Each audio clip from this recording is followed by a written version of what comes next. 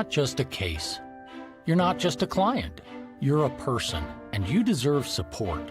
You deserve simplicity. You deserve communication.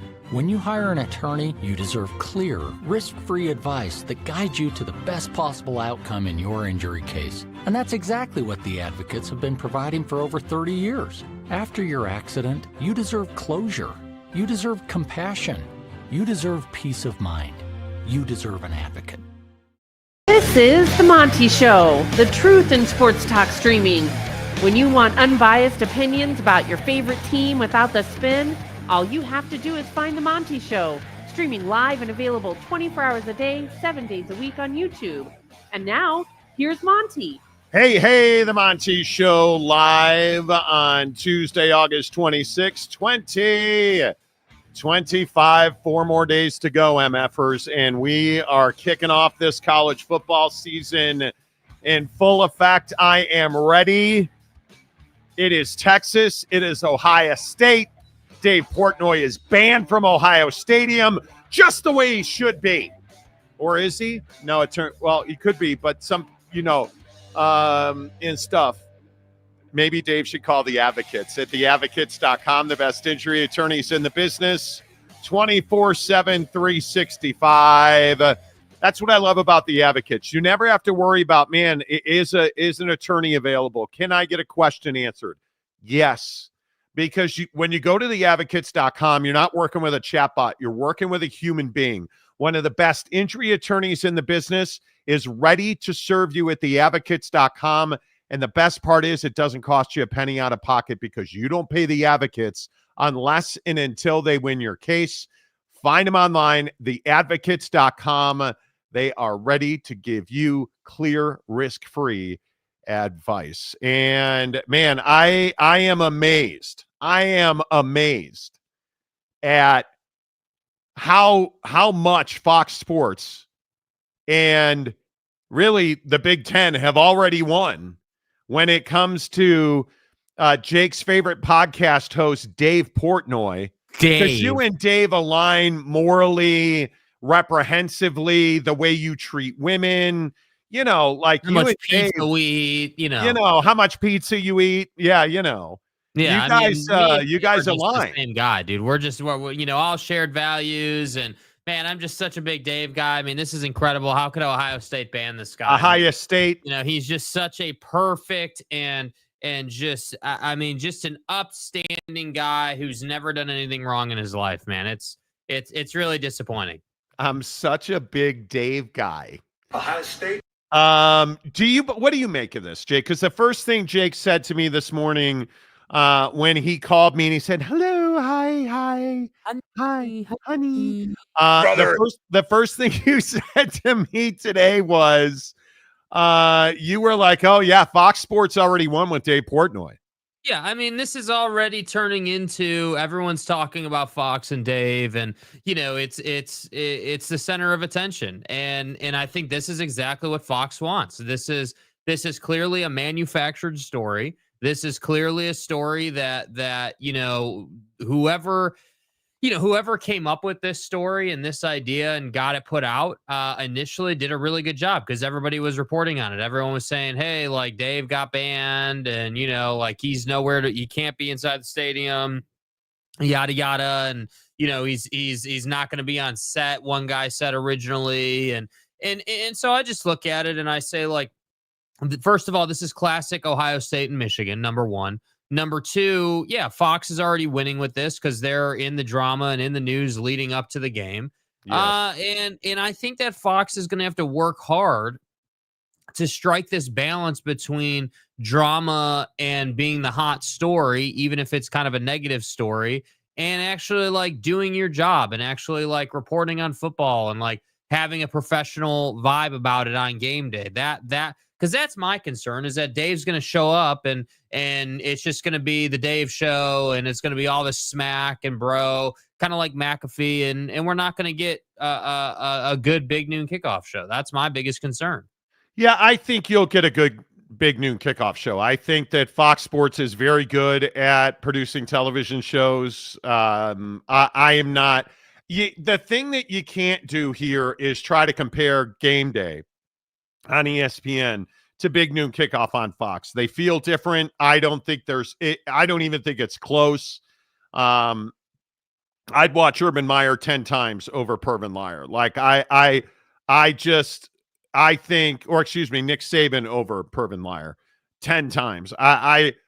Pat McAfee, Dave Portnoy, you can throw them all in the same trash bin. Like, it doesn't matter to me. If I am watching those shows, and I regularly do not, but if I am watching those shows, I'm watching to talk about football. I'm not watching to look at Pat wearing a sleeveless shirt or Dave eating pizza. Like, I could not care less. It's not possible for me to care less about what those guys bring to the table, because frankly, I just don't think they bring that much to the table.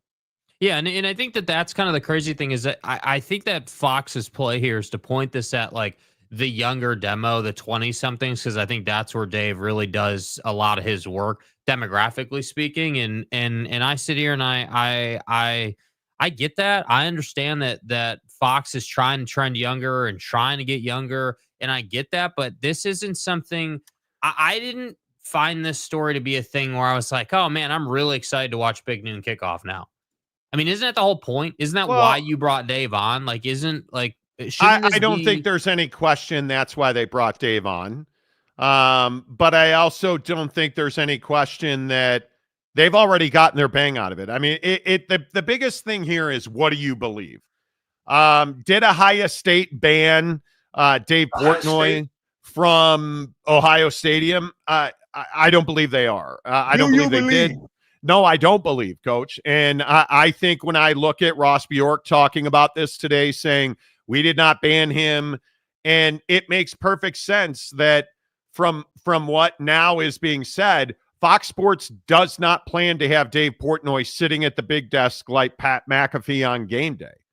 And I say that because that's never been who Dave Portnoy is or was. And you can try to fit him into that role, but who are you going to take off that desk to put Dave Portnoy on it?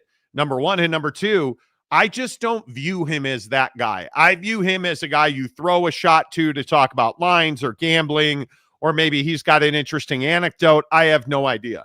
I don't believe for Dave Portnoy to be effective at Fox, he needs to be sitting at a desk in Ohio Stadium. I just don't see it that way. Yeah, I'm going to be honest. I mean, I thought they were just going to make a bigger desk. I'm not even joking. I thought they were going to put him on that set originally. Like, when that first got announced that he was going to Fox, my first thought was, yeah, you're going to put him on Big Noon Kickoff, and it's going to be, he's going to compete with Pat McAfee, and you're going to try and do that. And I agree with you that it's probably not his best role, but I also agree that Fox has never been, super logical and super tactful with how they build their lineups, because if they were, they wouldn't be in the spot that they are. So I still think that the experiment of like, hey, how are we going to use this guy?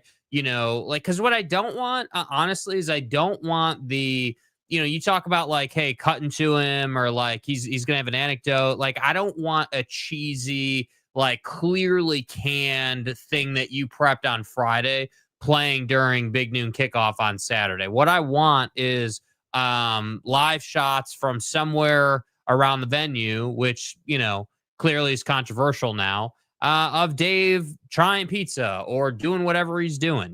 That to me, if you're not going to have him on set, that's what you should be doing. Yeah, I don't know. It'll be interesting to see how they use him. I don't pretend to have any insight into it.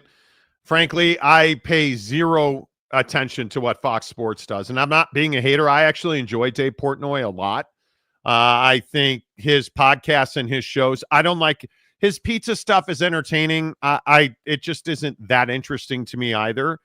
But I just happen to be a guy that believes that you can't, in my opinion, you can't continue to play this game. Define a role for Dave Portnoy, because I need to know what he's going to be doing. And if I don't know what he's going to be doing, or fans don't know what he's going to be doing, it's going to be more and more difficult to be able to fit him into that mold. And what you need is for fans, when you turn on ESPN's College Game Day, it's the best of the best. You know exactly what you're getting from who. Corso's going to put on a mascot head, or used to. Like, you understand what that is. There's a lot of credibility with those guys too. Yeah, and at this point, I just don't think what they're going to do with Dave Portnoy. And I think there is some intrigue in that. But I think this idea that Ohio State has somehow banned Dave Portnoy from Ohio Stadium is nonsense. Ohio State? I don't think Ohio State gives a rat's ass that Dave Portnoy is a Michigan fan, and I just don't think they care. I don't think Ohio State just won the most dominant national championship in the history of college football. And Michigan is humiliated, embarrassed, and beaten down. And you really think that Ohio State's going to go out of their way to ban Dave Portnoy because he's a Michigan super fan?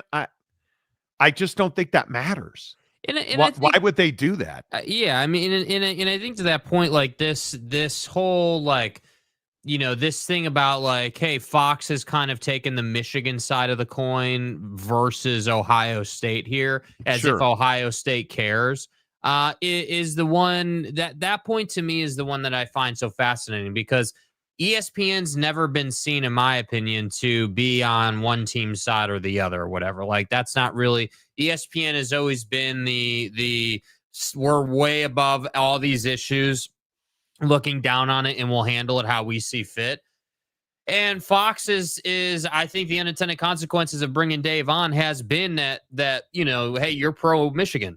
You're a little bit skewing pro Michigan, and you were more than happy to bring this guy on, drama included. And now here we are, and we're in a situation where it all depends on how people interpret this story. Because some people are going to say that Dave's a jackass and this is just a rough start for him, and he's already in the drama. And, that'll be one take. And another take's going to be, well, screw Ohio State. Like, Michigan's better. Like, we're the best. Like, so I just think that we have to see how Fox handles this, because ESPN has shown us that they know how to kind of wade through the chaos of the Pat McAfee experience, if you will.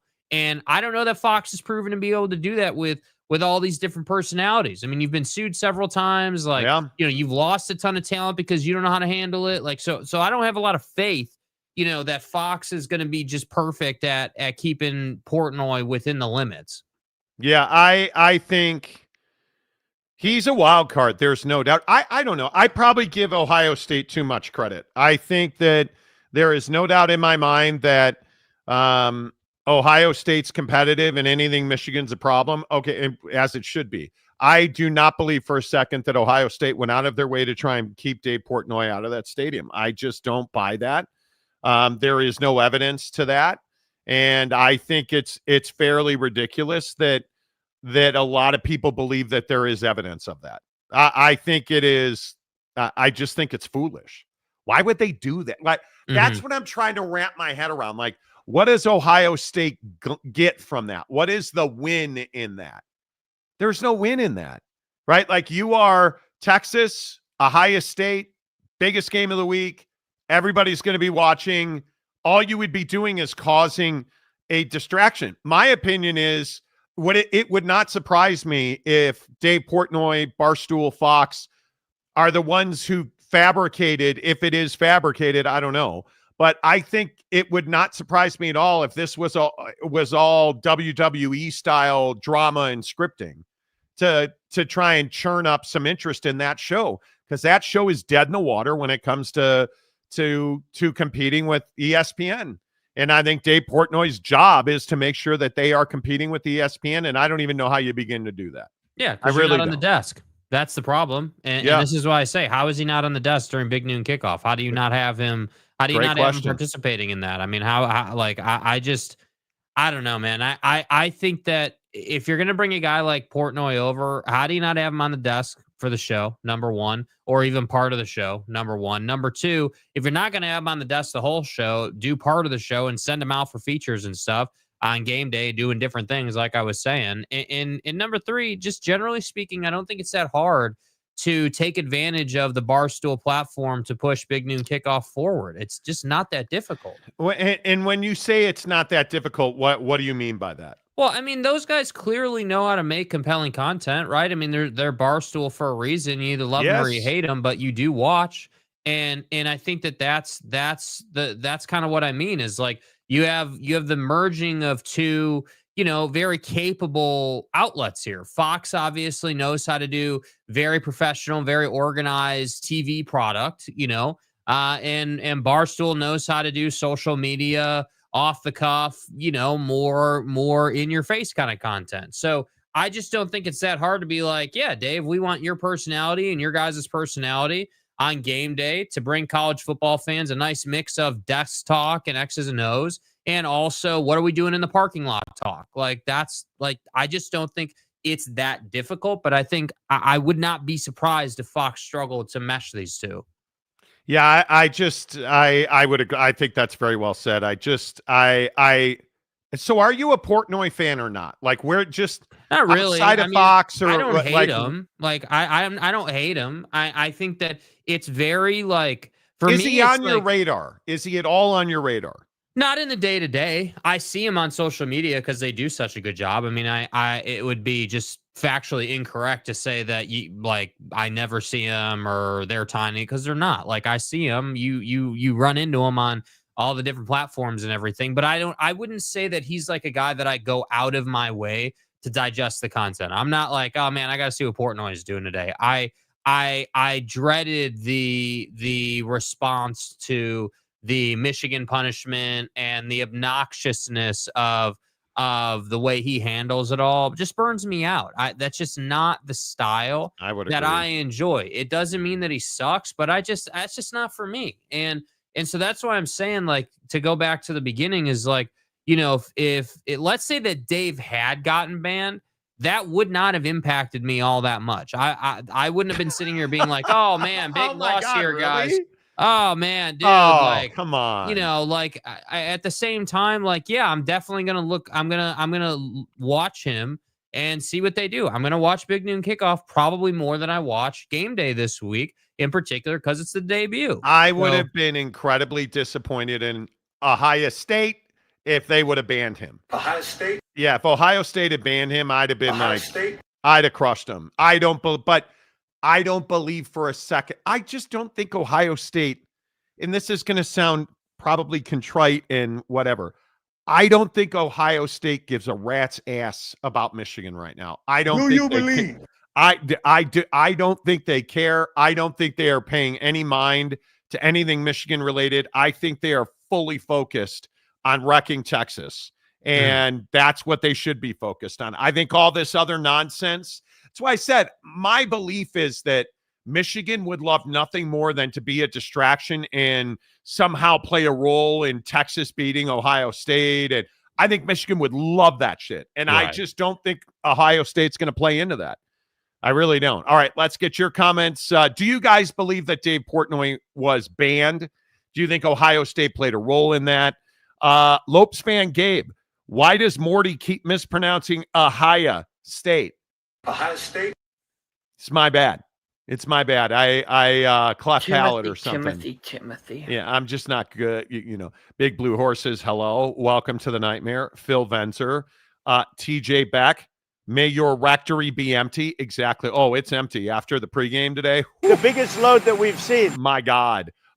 King of Thailand, the real Pete Forte, and JD Wicker is still a tool. Yes, he is. Yes, he is. I tend to lean literally in that. Nowhere to be seen. No JD Wicker talk on today's program to be seen. And here we are. JD Wicker is still a tool. JD Wicker catching strays from San Diego State fans, right? Bro. Yes, you did. Shout Yes, you did. Shout. So everybody, how are we feeling about this Texas-Ohio State game real quick? I don't think you can call it one way or the other. If you're a betting man, don't be a betting man, because I have no idea which way you lean on this. And obviously we'll have a full preview for you coming up Thursday and Friday. But I look at this game, and you're looking at a number where Ohio State is only favored by 2.5 at the stadium. Like, and the over is 47.5. You're counting on some defense here. You're counting on 24-23. Like, that says something to me that this game's going to be very close, because you can't tell me either one of these teams is Does either one of these teams with these defenses on the field score 30 plus? Yes, I think the winner will score 30. I do. I don't think And so. the only reason I say that is with the caliber of wide receiver talent in this game, that is what can break the game open. You do not have just Joe Schmo running routes, dude. You've got the best of the best out there running routes, and you want to talk about development. You want to talk about guys who are NFL ready, still playing at the college level. I'm telling you, Jeremiah Smith's going to be a problem in this game. I'm just telling you right now. And I think that yeah, Julian Sain's a freshman, and yeah, he doesn't have a lot of experience. But I think if you're sitting here saying that, not that you are, but I see people saying, hey, Texas is going to have, a relatively easy time. They're going to win this by 7 to 10 points. I think you're out of your mind, dude. I think these guys are a lot better than you think. I think Julian's saying right now, a lot of people love this idea that he is inexperienced. And, if I hear one more person say that he's a statue and he doesn't run, that's completely false. Like, I think there's so much unknown about Julian saying that people are just creating narratives almost that they want to be true. Julian Sain is an elite quarterback. I am not worried about his level of performance. He and Arch Manning. Arch has got a lot more experience in a lot of big situations, obviously, with what happened with Quinn Ewers last year and the reps that Arch got. But make no mistake about it, there is very, very little. The margin is razor thin between Arch Manning being better than Julian Sain, and I don't even know that it's that far apart. And I also think it needs to be said that the pressure here in terms of who's got more pressure on him week one is very clear that it's on Arch, not Julian. And I think that that's also a big factor. Not that Arch is feeling it, right? Because I think Arch to me is that guy that, those athletes that are just cold-blooded by nature. They just they don't feel the pressure. The pressure is not really a thing that they deal with mentally. Like, I think Arch is one of those guys that just doesn't really feel it all that much. But I think the expectations are through the roof, man. Like, I agree that the expectation is you're going to win this game. But I don't know if that actually plays out. Yeah, I thought it was very telling. There's a stat out there, and if I get this wrong, please don't lose your bacon over it. In the last 20 years, freshman quarterbacks making their first start against a top rated team are 0-18. In the last 20 years, quarterbacks making their first start against number one ranked teams are 0-18. And I think that is a huge, huge issue. And I say that because when you look at, and I was reading 11 Warrior on Twitter today, and you look at this right here, and I think this is absolutely right. This right here is exactly what you want. And I think this kid, I'm leaning Ohio State. I'm just going to be honest with you. As much as I love Texas, I love the build of that team. It moves a little bit every time I think about Texas's defense. Stay hard. And I think so many people are underselling Julian Sain. And you look at what his coach is saying to him. That's why this guy's a quarterback whisperer. He's not saying the entire day's on you. You got, it's time to perform. It's time to shine. Just do what you got to do to make sure we win the game. You've got, look what he says here. You've got a good group of dudes around you. You have a really good defense. You have a really good offensive line and special teams, good skill guys. Let those guys win the game for you. Just make sure you do your job and we win the game. And I think that's exactly what makes Ryan Day and Ohio State my favorite in this game. And I think it's incredibly difficult to pick that. I don't know. I don't know that we've had a game this close and this difficult to call so early in the season. I mean, last year we knew Texas was going to kick the crap out of Michigan. That game was not going to be close, right? Yeah. Like, I mean, you look at big matchups, and I think when you watch Arch Manning, and I was watching a lot of Julian Sayin from last year, the Purdue game, I think he probably showed you more than most other games.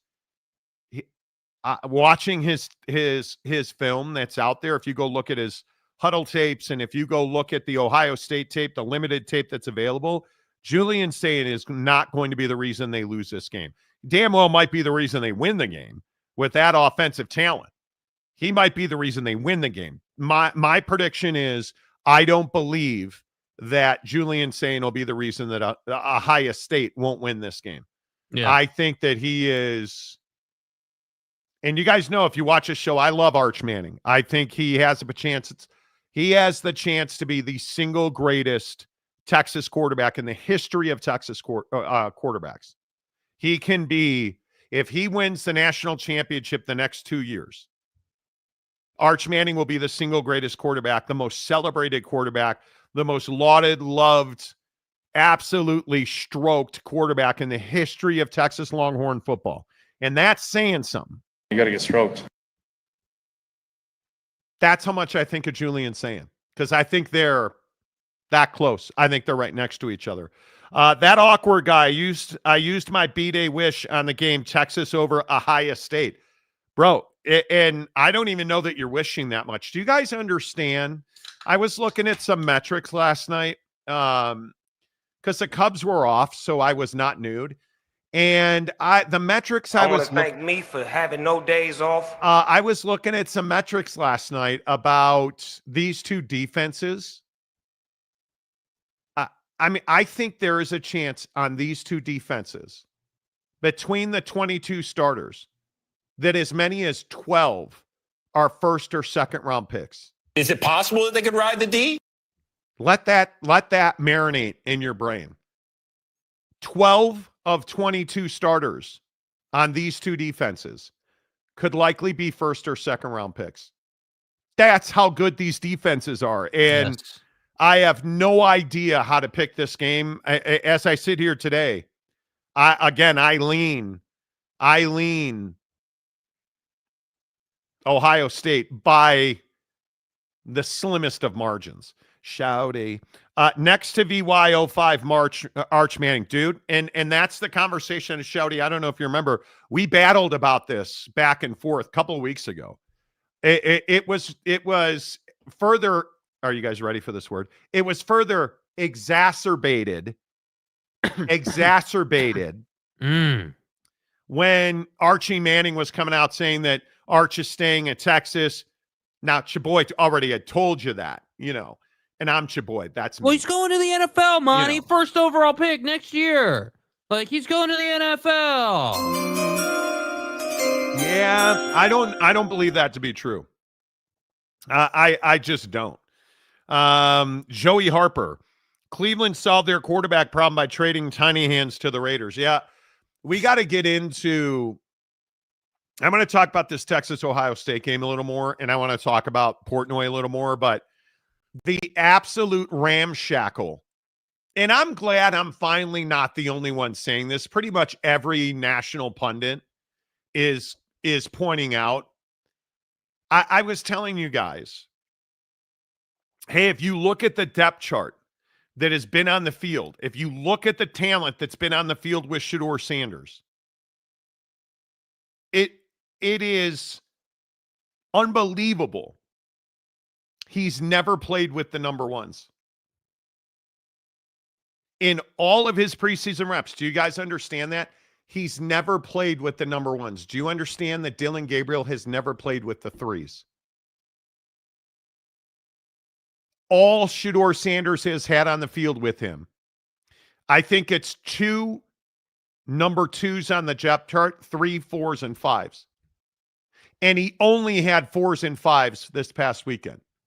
And finally, I am not the only one saying that the Cleveland Browns railroaded Shedeur. It's unbelievable. And here's the thing, too. And we'll finish this Texas Ohio. I guess we're gonna get. I guess we can get into it now. Thanks a lot, Joey.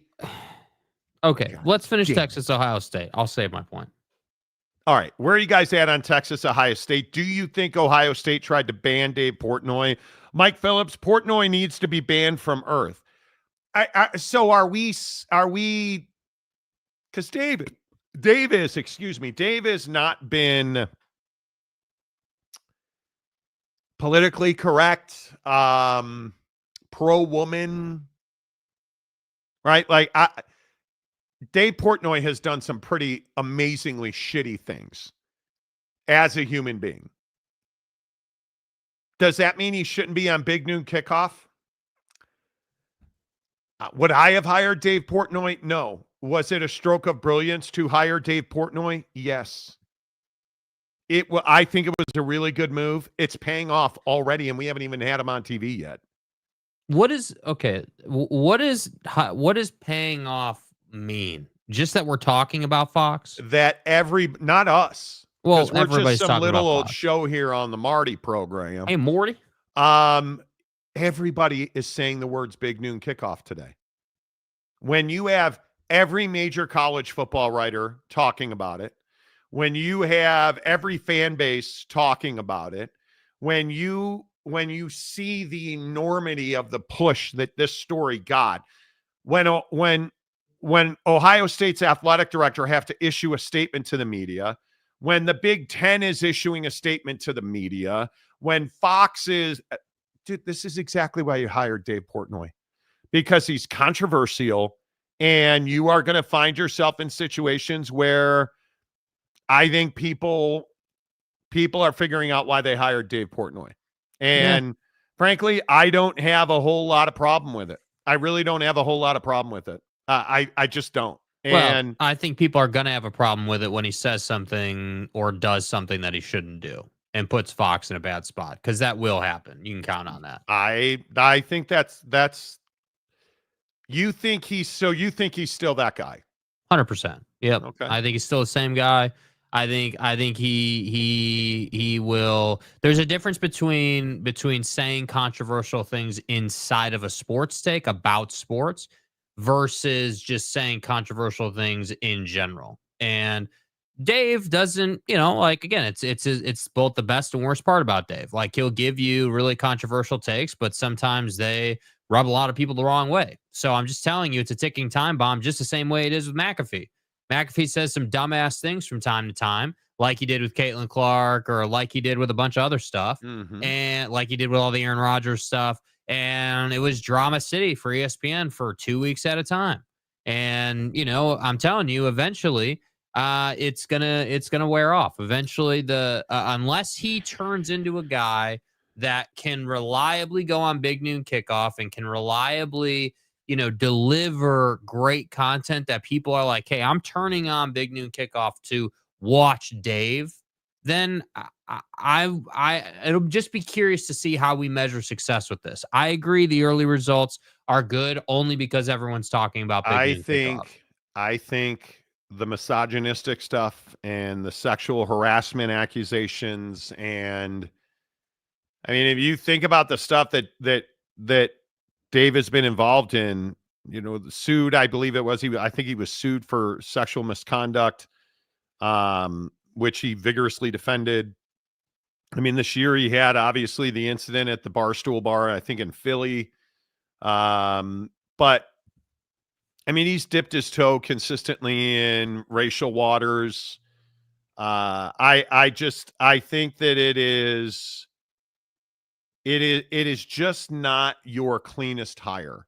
Yeah. In a company like Fox, who has a terrible history of misconduct, crimes against women. I mean, it's too much of what you've always been at Fox, especially at Fox News. And I think that's problematic. I really do. Big Daddy Dallas, hello. Good to see you. Blows my mind that Fox thought it was a good idea to hire that clown. We already had a clown in Charles Woodson. Whoa. I know Charles very, very well. I've spent a lot of time around Charles Woodson, and he is not a clown. They're already thrown their weight behind the Michigan punishment. Not wrong. Well, here's a shocker. Portnoy is an American treasure. Man, I'm so surprised that that's your take. And are you going to have are you not here today celebrating Shador being third? Remember, you're the one who said he wasn't an NFL talent and he sucks. And, I'm interested to see. Never mind. K-State Scott, I just turned it off via YouTube TV app and now using my phone on the TV app. Okay. I'm sorry. What did I miss there? Mike Smith, I don't bother watching any pregame shows anymore. I'm largely in the same same mindset there. Big Daddy Magic, I'm hoping Texas wins. Texas is the home of Victor. Just one day in your life, dude. This is the flavor now with Trump. No more DEI. I don't even know that it's DEI. I think the issue is Dave Portnoy has a checkered past when it comes to issues of racism, when it comes to certainly with treatment of women. But Urban Meyer is sitting on your set, and I know that probably, tweaks Ohio State fans, but Urban Meyer is not exactly, everybody's All-American on his own, right? I think we know his checkered past at Florida and at Ohio State. Like, does Fox really care about somebody who doesn't seem to always respect women? I'm going to say they don't. David Persons, good to see you, dude. Dave Portnoy is an embarrassment to Dave's everywhere, but he is interesting. Okay. Unique perspective. See, he can say Dave. that. He can say that. The Dave, you know. The Daves. I would agree with that. K-State Scott, I'm looking forward to TCU, UNC, and Utah, UCLA. Well, I don't know what UNC is. I don't know what UNC is. TCU versus the nipples. That's what you should have been saying. Okay. Well, why? You have this weird obsession with men's parts. Like, I don't understand why the nipple reference. Like, where does what do you mean? Dude is on Ring Doorbell. This is the picture you've sent me, right? Like, this is who you are. Calling for pictures of Billy's nips. Yeah. I mean, is that not what we do on this show? No, I would never do such a thing. Oh, hey, Rory. Yeah, I'm not talking about that. Good to see you. No, I would never. Macaque. You would. I would never. I like, Right. I'm interested. Are there high hopes? Are there high hopes at all that Bill Belichick, when the day he walks out of Chapel Bill for the last time, will Bill Belichick have a plus 500 record? Better than 500? Will Bill Belichick win more games than he loses at North Carolina? I think so. You do? Slightly more. More. Not a lot, though. Okay.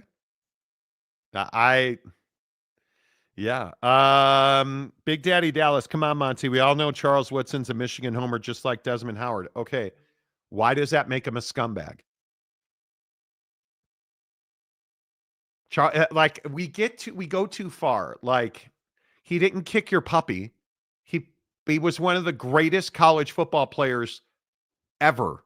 And he happened to play at Michigan.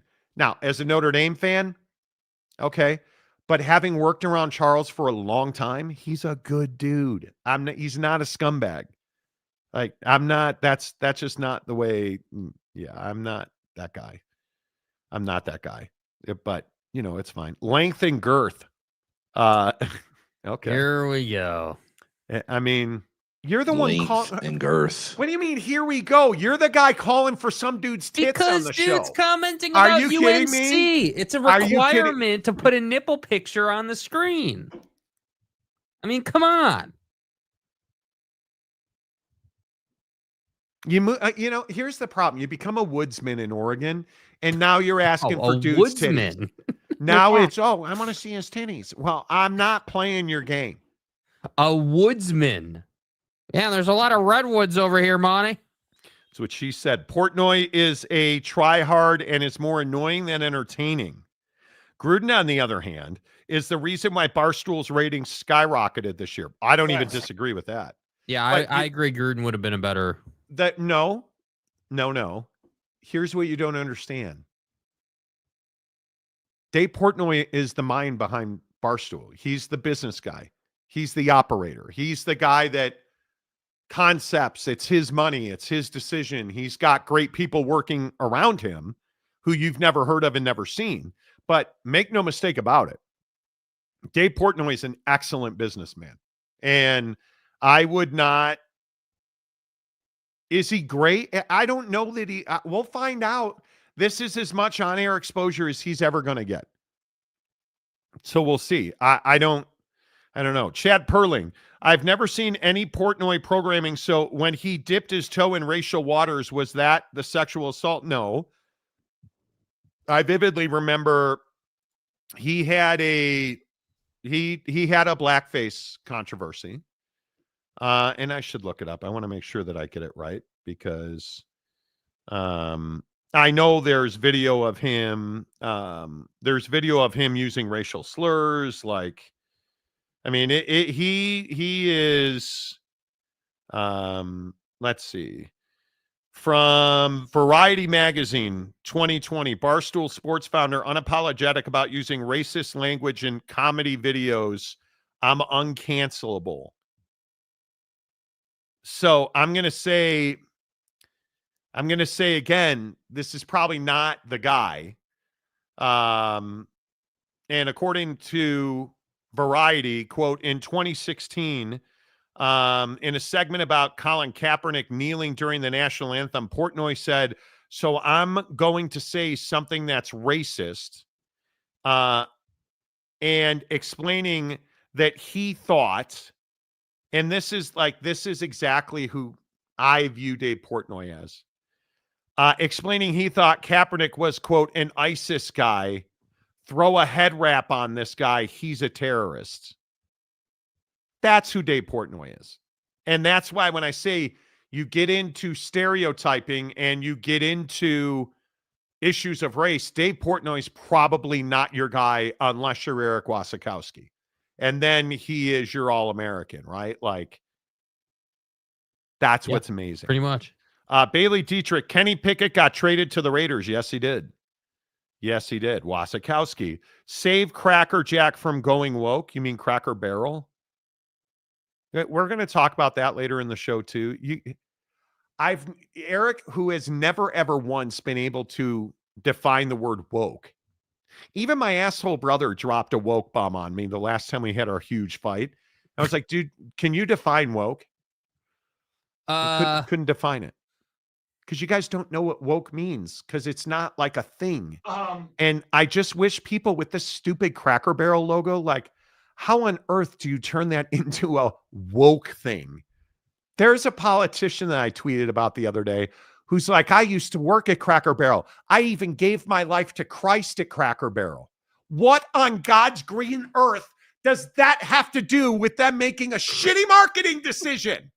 Because it is crappy. It's not a good logo. I don't think anybody argues with that. But what does your feeling about Christ and giving myself to Christ?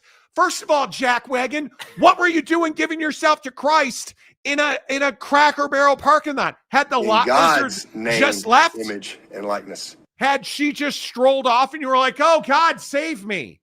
Put me in that vat of freaking gravy. Let me go into Cracker Barrel and play the triangle golf tee game and stuff. We really did. Like, I'll never understand it. I will never, ever. Oh, man, woke. Shut up.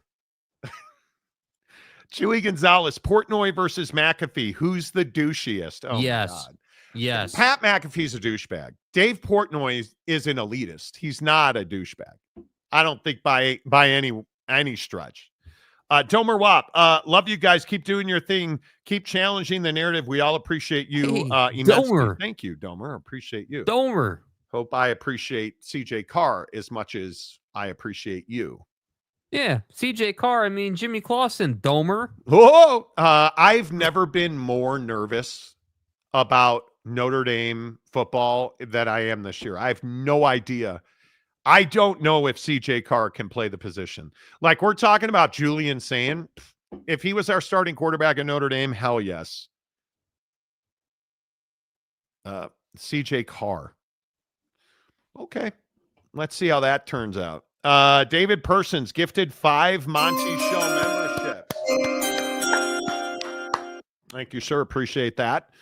Make sure you hit the like button. Everybody watching the show right now, find us on the audio podcast, The Monty Show, Apple, Spotify, iHeart. What is I'm not an Android guy because I have morals and values, but is it the Google Play Store? Believe it is. Because it's garbage.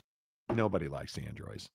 If you're one of the 17 people on the planet that have an Android, you figure it out, loser. My point I'm kidding. Totally Well, kidding. Monty, the S10 8041 is way better than the iPhone. Hey, bro, look how this phone screen bends in half. It's amazing. Monty, when I roll up to the rectory, the flip phone from Samsung allows me to inspect my, my device. Oh my God.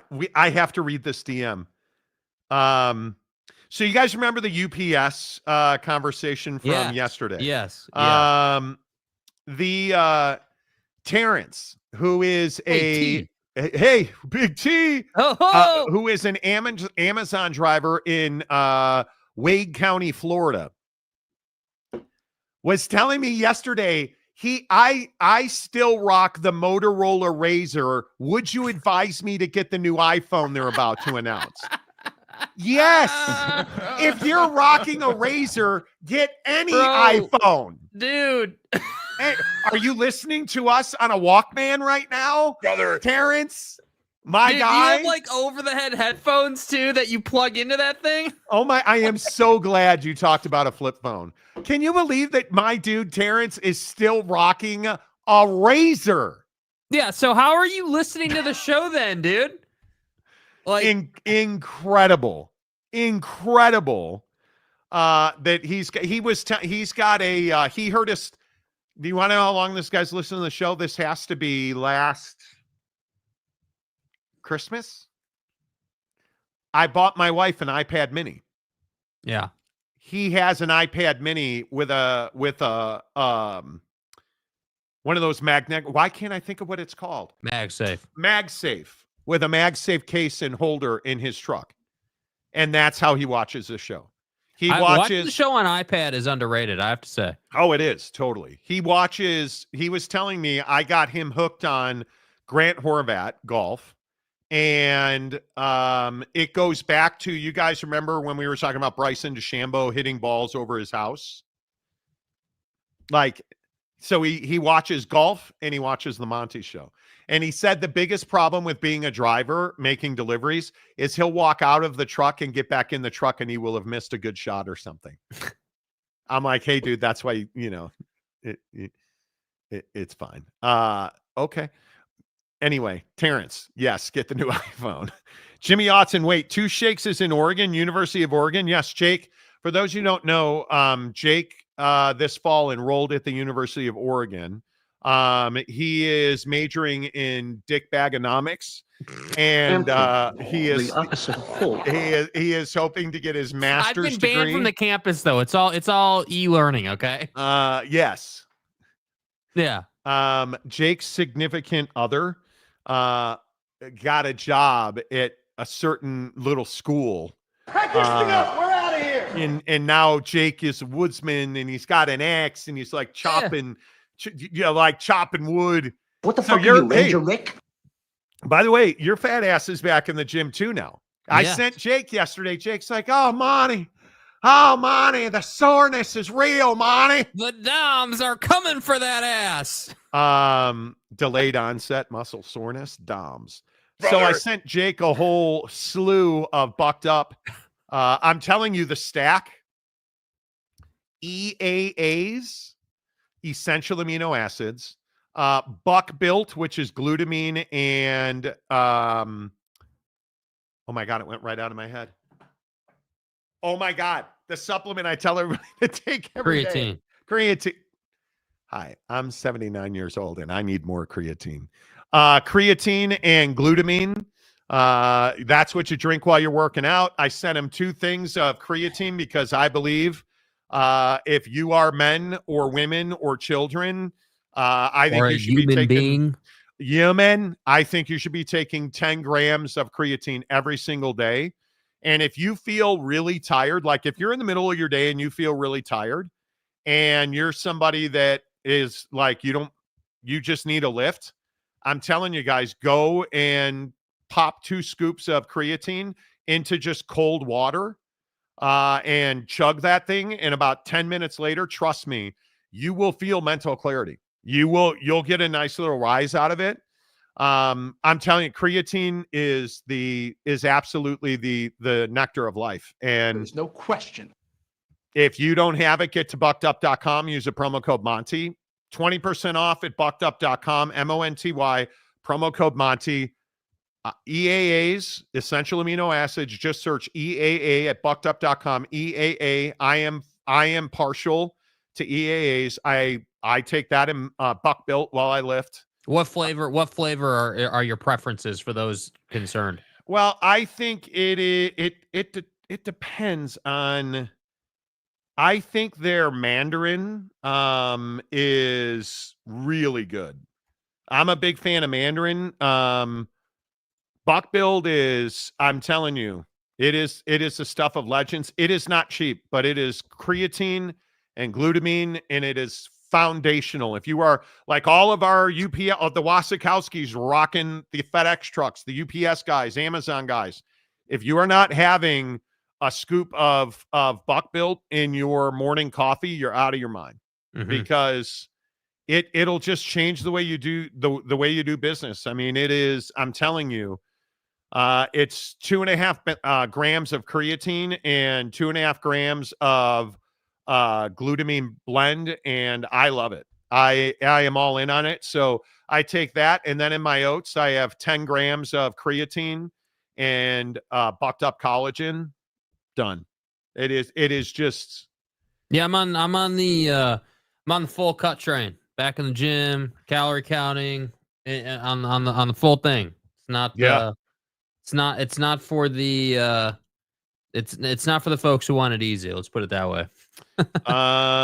Jimmy says creatine will help you smile like Sharon Moore. Okay. What does that even mean, bro? No idea. Like, what does that mean? The Monty Show cheat code, creatine. I'm telling you, I don't care if you lift weights or work out, or if you're somebody sitting on the couch. The science, and I love that I'll do this, and somebody inevitably will get in my TikTok comments. Find me on TikTok, The Monty Show, MONTY, The Monty Show. Somebody will get in my comments and say, oh, it causes kidney failure. You have no idea what you're talking about. Creatine is the single most studied, the single most looked at supplement. And people have no idea. Your body already makes creatine. You just need more. And it's so good for you. Johnny Gonzalez, who are you? Dan Mandarino? Dude, I love the Mandarin. I love it. I stack up before I start the day and work out when I get home. Hey, dude.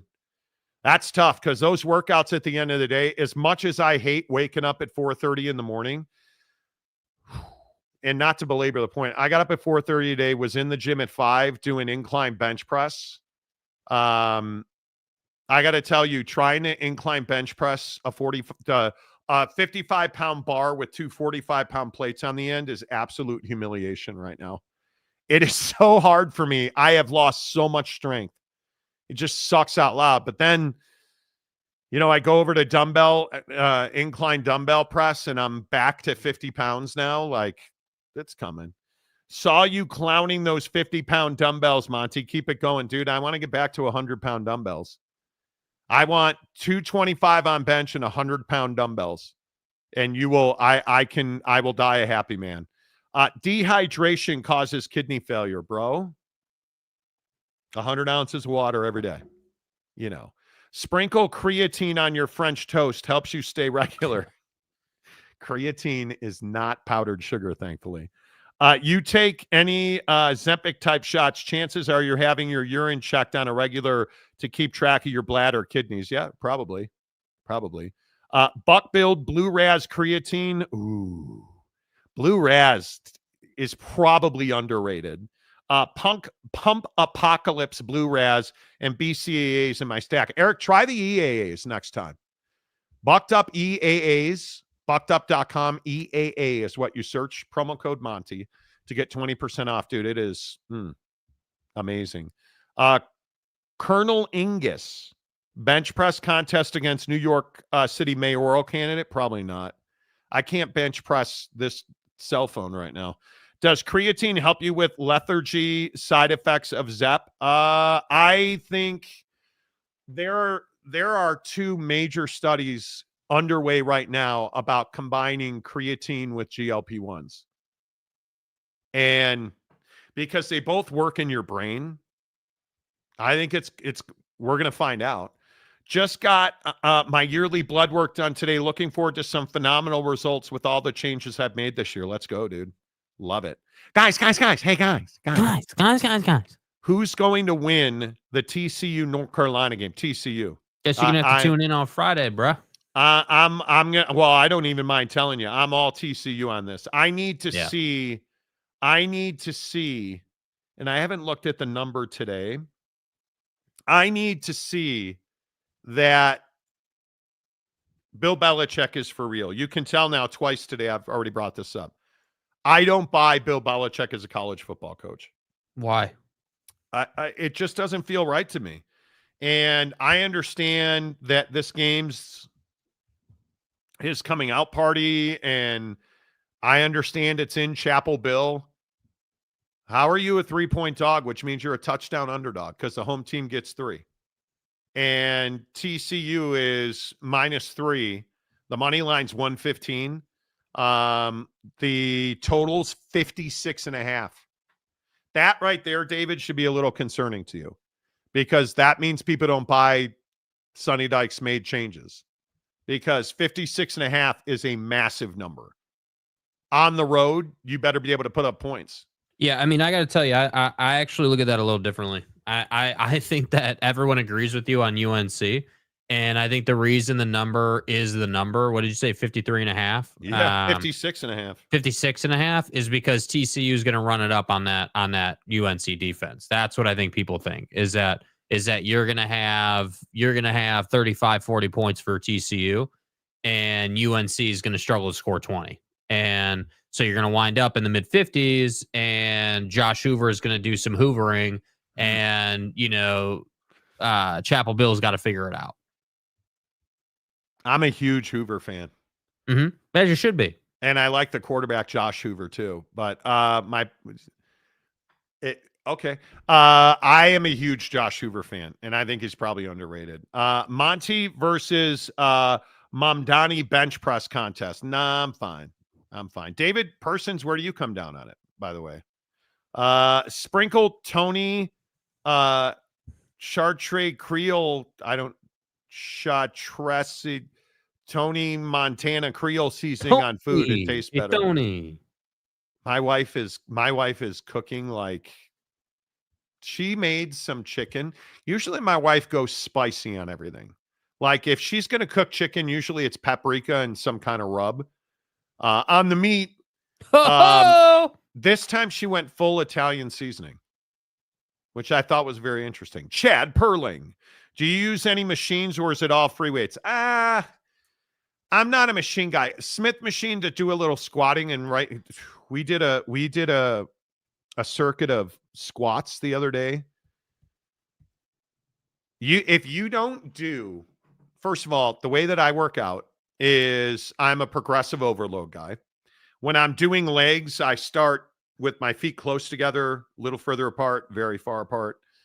But I don't do, the only machine I do is calves. There's a little calf flex machine. I'll do some quad curling on machines, but other than that, I'll use cables. I'll use cables for like triceps because I still think the tricep curl on a cable machine is still the best tricep exercise out there. But really it's back is all free weights. Lat pull down is a machine. Not a lot of machines. ZEP can give you depression, so creatine may help. I don't know if I agree with that. I don't think I agree with that. I think there's the anecdotal evidence. The science doesn't necessarily back that up. But, Creatine will help you pitch a tent. Okay. I mean, if the tent's heavy and you got, never mind. Love muscle. My wife loves the love muscle and creatine. It's a great combination, Mike Phillips, creatine has been a huge help in my fitness. I also do Zepbound and damn incredible change in 6 months, dude. It's amazing. Yep. It is remarkable. Monty versus Muhammadi versus Murray bench press contest. DeMarco Murray can really bench. Notre Dame versus Miami, dude. And I haven't gone deep on it. Looking at this game, what do you guys believe Carson Beck is? Because if we're talking about quarterbacks and guys that have a lot of pressure to perform, Carson Beck's got to be near the top of that list. I don't think Carson Beck's good enough to put up 30 on that defense. I just don't. You're not a good enough thrower. You're just not. Yeah. I don't know. I don't know what that looks like. To me, if Carson Beck, Miami is a very different ball club right now. And I think it's going to be very interesting to see. I'm trying to get a handle on what their offense is going to look like. And I was reading PFF yesterday. And I just don't know what Miami's offense is going to fully look like because I don't know what to make of Carson Beck's elbow. Was it a major injury or not? We're going to find out because I do think that our defense is for real, but if Miami's offense is 3/4 of what it was explosiveness last year, Miami's got a real chance to win this game.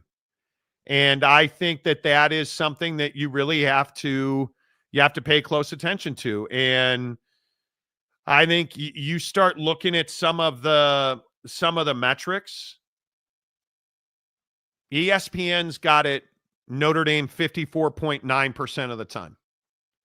And that's a pretty decisive victory for Notre Dame. ESPN's matchup predictor, I don't know if you guys follow that or not, but ESPN's matchup predictor, I have it bookmarked, and it is flipping phenomenal. It is, if you just go and look at it, it's really difficult to pick Miami in this game because we just don't know what their offense is going to look like. And if we don't have a real hold on that, I mean, Miami's got so many guys out of the portal. Can they have chemistry? I think we've seen over time, you guys, aren't squads, Texas Tech, Colorado, obviously, but aren't squads that go huge and heavy in the transfer portal. They always struggle early in the season. Yeah, I mean, there's always that, gelling period where you're getting game reps together and you're trying to figure it out. But I also think the best programs in the country do that seamlessly. I mean, you talk about going heavy in the portal, like every year, you're lopping off the bottom 25%. So it's not like it's a small amount of kids, it's not like it's just one or two, you're probably, 20, 25 maybe. I think you're just in a place where you can't, you look at this Miami team, dude. And I mean, I have a lot of respect for Mario Cristobal in games that don't matter. This game matters. And I think if you look at the fact that, what is this? This is his fourth year at Miami, I think. And I want to say he's 22 and 22 and change in the loss department. It's not like he's gone there and crushed it.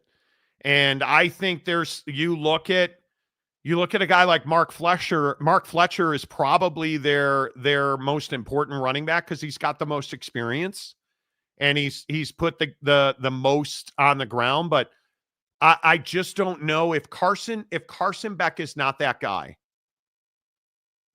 You don't have, Emory Williams is not somebody where I'm like, well, my God, you're fine. You're not fine. You're not fine. And so you start looking, you start going up and down and how all this plays out. And I don't know what that looks like for Miami's offense. It's the single biggest question that I have. And looking at all the metrics and the notes that I have on this game, I just don't see an offensive model. And much to your point, Jake, I don't see an offensive model that has them beating Notre Dame. No. And I think we won't know who Miami is until Florida comes to town on September 20, like week 4. That's who we're going to know, because I think it goes Florida, bye week, Florida State, bye week, Louisville. That's when we're going to start figuring out who Miami is and are they good or are they bad? Because I know what this Notre Dame defense is. We're going to be murderers. They're going to be really good. They're going to play fast. They're going to play downhill. Yeah. And I think this year they're going to look to pop in the secondary. Mm-hmm. And if that happens, I just don't see how Miami puts up enough points to win this game. Now, not to belabor the point too much, but CJ Carr's got to actually be a quarterback as well. Well, that's what I was going to say. I think the turnovers from Notre Dame's offense is what opens that door. You know, if you're Miami's defense, that's what you're looking to do. Put Carson back on the field, 2, 3, 4 extra times and see if he can do something with it. Yeah, and again, I don't know, man. I want it so badly. I think that game has a chance to be phenomenal. Yeah. And it's in South Florida, obviously. It's at Hard Rock. I think the building is going to be lit. I just think it's going to be really interesting. Miami's offensive line is another one where I'm like, you don't know what you have on the offensive line. I know what we've got on defense at Notre Dame, right? I just think that I don't know what that looks like, right? And so we'll find out. I mean, it is going to be very interesting to see. It's going to be very interesting to see how all this plays out. And I just don't, again, not to belabor the point, guys. I don't know how Miami scores enough points on this defense. That secondary is going to be, do you guys understand how good the secondary was last year? Do you understand that the secondary this year is really good and just so much more ready for anything that comes their way? Like, we can sit here and talk about Bryce Young, Jalen Sneed, Drake Bowen, Christian Gray, like Leonard Moore, Devontae Smith, Aiden Schuler, Jalen Stroman. Like, we're going to kill people back there. Mm-hmm. They're going to be really, really good. I just don't. I am really terrified that we haven't gotten better at wide receiver. And I understand that Faison, Greathouse, Malachi Fields is somebody we should all be excited about, I think. That's great. This offense is going to go where CJ Carr takes us. And Jeremiah Love goddamn better well keep his legs healthy this year. Yeah, I mean, to me, it's a 20 to 25 point offense week in and week out right now. I mean, that's where I'd put both of these offenses, honestly. And, again, I think it's the turnover situation that really is going to define this particular game, because Carson Beck also has turned the football over, and year one in this system, obviously. So we'll see. Yeah, I think it's going to be a fascinating game. Yeah, well, but again, Joey, Miami going from Cam Ward to Carson Beck is like Monty going from a BMW back down to an AMC Pacer. At his best, what is Carson Beck? At his absolute best, well, he's a national championship caliber quarterback. But this ain't Georgia. So what is he? If Carson Beck is at his best at Miami, he's not the same guy that he was at Georgia. Yeah, I think he's fringe CFP quarterback. I think I think if you don't have the talent around you that you had at Georgia, which clearly they don't, I think that diminishes, the contribution. And it always felt like Georgia had this amazing team and Carson Beck kind of held them back a little bit. We'll just see. I mean, he knows that, I'm sure. Obviously the program knows that. So again, we'll see. Yeah, I think Notre Dame is incredibly talented, and I'm really hoping that one of the freshman wide receivers, well, we got a kid named Scrap Richardson in the slot that could be. There's a lot of people excited about the talent that Notre Dame has at wide receiver, but we'll see. I just don't know where you go with it. Shouty, how about Colorado and who be the quarterback for Salad? Caden Salter is the starting quarterback, as they should be. He's legitimate. I don't think Dion can come out and start a true freshman like that when you have an experienced guy who's seen real success at the college level. There's just no upside to that. Right. So I think that's, Johnny Salter is a QB. I just don't think there's an upside to that. NFL cuts have been interesting and crazy today. I don't know that there were any real surprises, though. Were there any, just watching The Wire today? I didn't see any cuts that were like, wow, we gotta talk about that one. I would agree with that. I don't think there was anything that that is earth shattering. That to me is the thing. And I'm really interested to see, Was, this NFC North is going to be very interesting because I want to believe that the Green Bay Packers can be elite. Do you believe? That offense should be much better, right? I just don't think they are, though. I just don't know. What you've, for you guys in Detroit, what you've got. With that offense, you're pretty well set. You look at the offenses across the North, we have no idea. The spin coming out of Minnesota on your boy McCarthy has been, Jake, we've talked about that for how many weeks now? Yeah. It's been the organization is defending him to the death at this which point. Usually is not a good thing. That is usually not a good thing. No. When you're having to come out and constantly defend your quarterback, and then what you see on the field in preseason looks terrible, and in joint practices. So we don't know what Minnesota's offense is going to be like.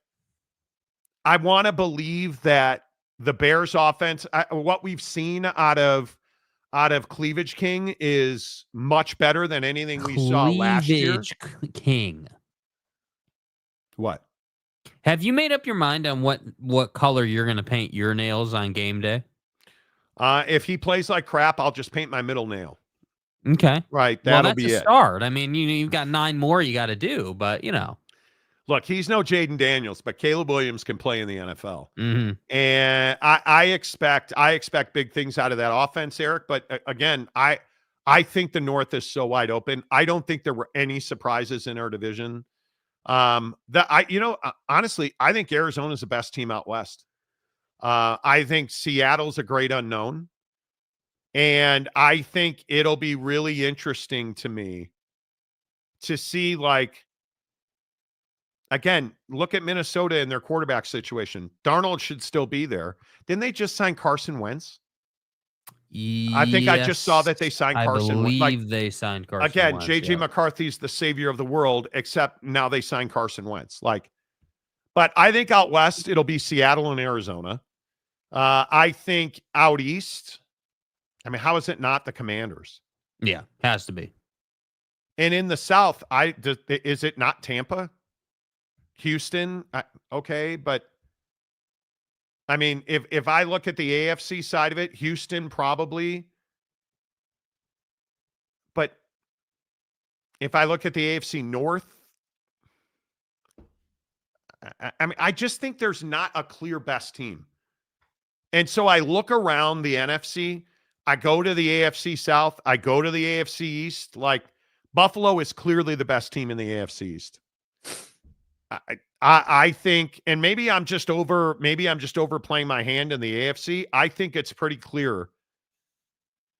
If I look at the AFC East, I think you are taking Buffalo. The North is Pittsburgh or Baltimore, but aren't we all leaning Baltimore until Aaron Rodgers shows us he's out of the dumpster, right? Like, Monty, you can't step off of that now. I'm not. I think at the end of but if we're prognosticating, like, on paper, Pittsburgh's the best team in that division, but paper doesn't win dick in the NFL, right? Like, Aaron Rodgers has to come out and show us he has some kind of chemistry and camaraderie with that offense, right? Because again, what are you doing? You're slamming a bunch of parts together. Yeah, and I agree with that. In the South, again, I think it's probably Houston by a lot. I think Indianapolis, Jacksonville, and Tennessee are not going to be very good.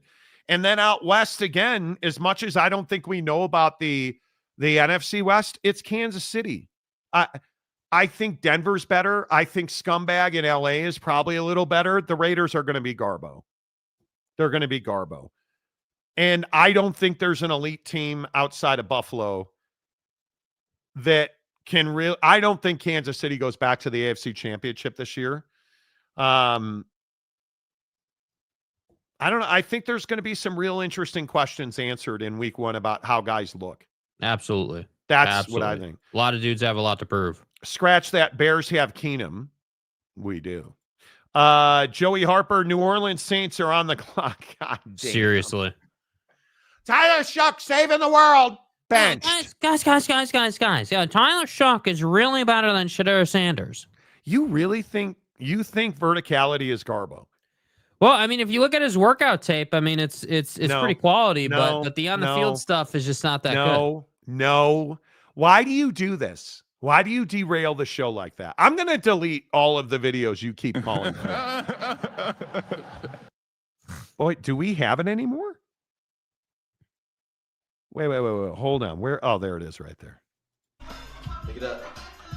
Walk back. Down. Walk. One more. Right there. Go. I don't know what I'm doing right now. One. Come on. Stop it, Jake. Stop it. Up. Show me the face, Kyler. Up. Show me the face. 3. Damn right. Go. Up. Get swole. 4. Kyler looks good. I mean, obviously, he looks a hell of a lot better than Aaron Rodgers. Oh, fucking God.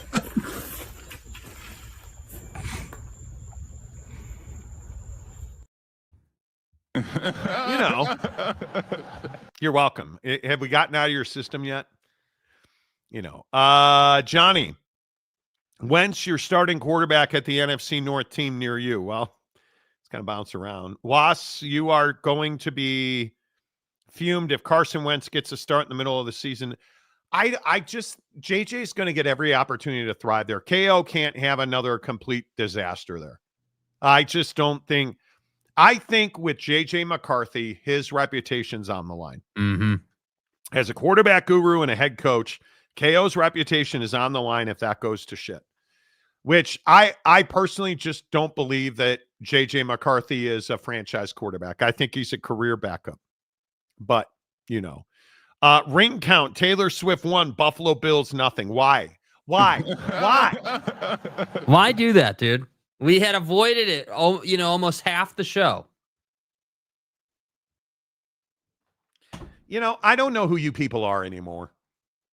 It is hurtful to me that you would come in here. I did not. No. Shut the fuck up, Donnie. I'm not doing it. We are going to do it. Do you guys care about this story with Taylor Monty, Swift? they got engaged. The world is finally right. Oh, God, show pictures of her ring. Oh my God. Oh, put out a new album when he crushes your heart by smashing with cheerleaders in the opposing locker room. Put out an album torching that meathead. F around and find out. That's what this is going to turn into. You know it, and I know it. Like, Oh, it's a fairy tale, Monty. Romeo and your Juliet and secret song and Oh man, dude. Can anybody explain to me? And I'll never understand. Stay hard. What is it about him? He has got to be hung like a goalpost because I don't get it. He's not like, and as somebody who's ravishingly sexy, such as in like you myself, just said he's got to be hung like a goalpost. what else could you even imagine? What else Macaque. could you even imagine Just that Trav is smashing that alien-looking Taylor Swift? What else is it that you can even imagine? Yeah, that's what you imagine. That's what she imagines when he's on road trips. Yeah. Wow. Like, are you like? I hate this story. Y'all reading all this cap ass shit. I hate this story so much. Just ride off into the sunset. Be one of the more overrated media personalities ever. Go for it, Trav. You're done as a football player. Dude, I saw someone on the old tweet machine today say that this is why dudes should take their shot no matter how long the odds are. That this is the biggest shot in the dark, and it actually worked out situation we've ever seen. That he actually got a chance with her. And now here we are getting married in the garden out back. And everyone's amazing. I hate it. I hate it. I hate everything. Why do you hate it? Why do you hate it? I'm so effing tired of this. Oh God, Tay.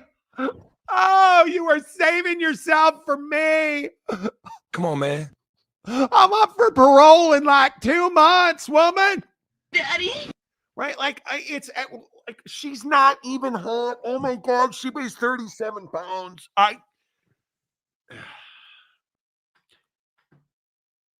Okay. Listen. I mean, certainly power couple. No power couple label. No. You're not Donnie and Melania. Oh wait, you said power couple. Question. Like, who's a power couple? Michelle and Barack? See, I had to anyway, power couple, sure. Oh, look at their net worth. Who cares? Who cares? No. You mean her net worth. Well, it ain't like he's poor. Yeah, but her net worth compared to dude's net worth is a very different conversation. Homegirl is damn near a billionaire at this point. Like, let's not. But again, do you know how many dudes have run through that? No, I mean, I haven't. How many songs has this crazy gal written about breakups? Google search. Do you really not know this? I believe she's been with every Jonas brother and John Mayer. And I think 12 to 14, 12 to 14 publicly known boyfriends. Depending on how many you count of the rumored connections. Joe Jonas, Lucas Till, Taylor Lautner. Taylor Lautner, you whore! Like, are you kidding me? John Mayer. John Mayer has been with everybody. Jake, don't call me Jarhead Gyllenhaal. Connor Kennedy, your boy Harry Styles, Calvin Harris, great musician. Tom Hiddleston. Huddleston. No, it's not. Okay, whatever. Yeah, and the list goes on. Do you guys understand? John Mayer. Let's play the Who is John Mayer? Right? In like today's edition of Monty Show Trivia. Do you understand that? I mean, God, she's not special. She's not. Here's just a partial list of where he's dipped his wick. John Mayer. Jessica Simpson, Cameron Diaz, Jennifer Aniston, Taylor Swift, Katy Perry, and more and more. Like the list of John Mayer conquests. Bro, it's some of those names though. are we? I'm just telling you now. I am it. Katy Perry's another one. Why, Katy? Why? Why? That downstairs kitty cat is not yours to have, okay? Why? Are you a sniper collecting tins? Like, are you kidding me? It is wild to me. And I understand at the time Jessica Simpson was exquisite. And maybe John Mayer's the guy who just ruins it for every dude after, right? Maybe that's who he is. But if you look at Taylor Swift, bro, do you understand? She wrote a song about him named Dear John. Assholes. Like, I just...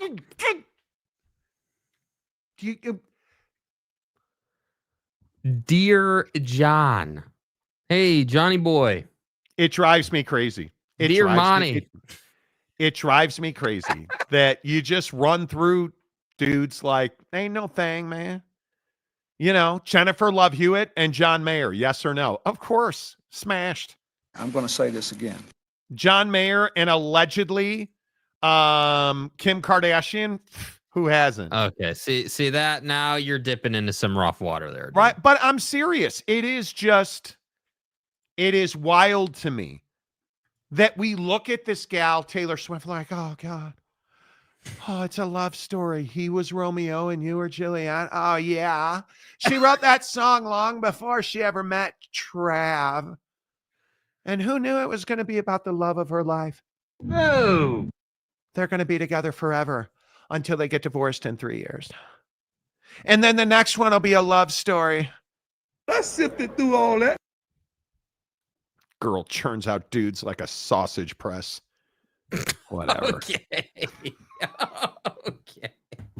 I don't know why I don't like. I don't have a legit. I'm just, in all seriousness, I have zero reasons not to like Taylor Swift, other than her music sucks and she's unattractive. Oh, no. I think it's a little harsh to say her music sucks. And she's not unattractive, and her music doesn't suck. I just don't like her. Well, I don't like her. I just, you know what? I'm so tired every time I flip on an NFL game. Where's Taylor? Oh, her jet just flew over the stadium. You know, these guys are going to come a lot. Oh, God, look, it's Tay-Tay. Oh, Taylor and Trav aren't in the same country? Well, must be bad times. better get on Flight Tracker. Just shut up. Shut up. Like, I'm everywhere. She's like, oh, how come you and your brother aren't on the field at the same time? Because you're both on offense. Anyway, Swift will be getting the prenup in that situation, but you leave with what you brought. I mean, you know, maybe next time she'll think before she breaks up. Because here's the problem.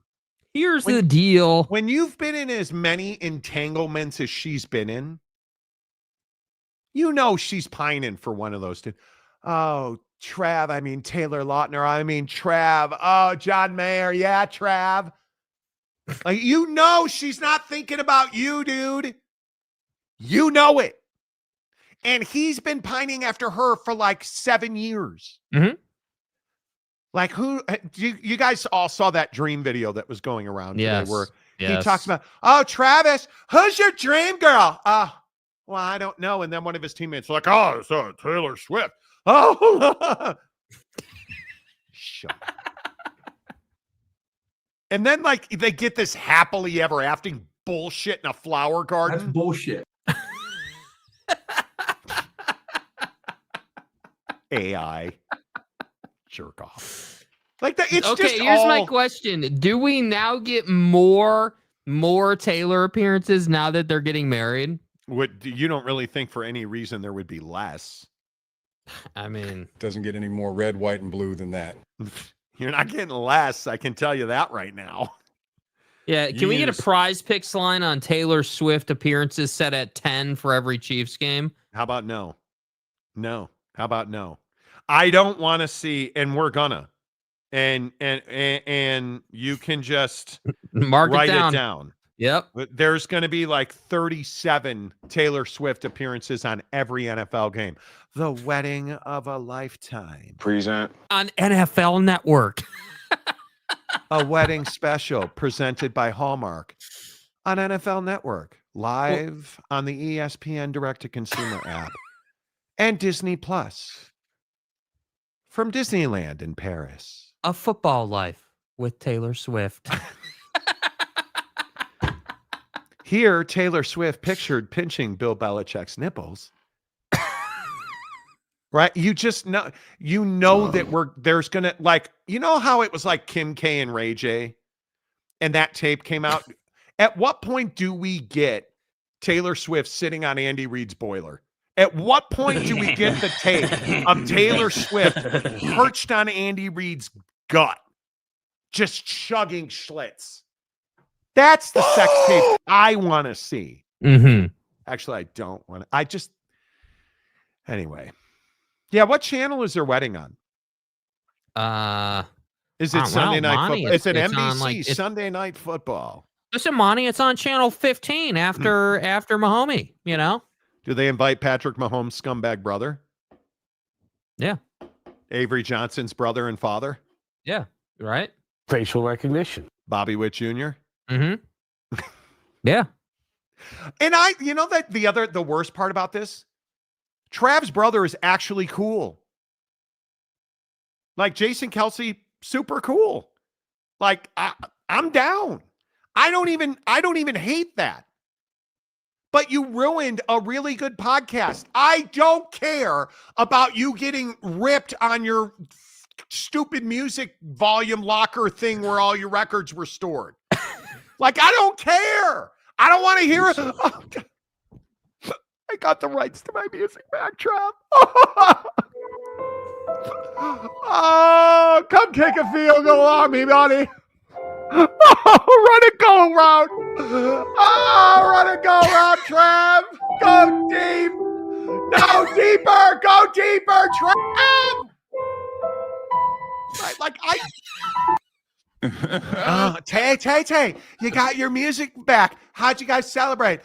Trev went deep. Let me tell you about that post route. Just so you can go to Pound Town. Now, there's also speculation that Taylor is going to be doing the Super Bowl halftime show this year. Would you even watch the Super Bowl if that was the case? Why would she do that?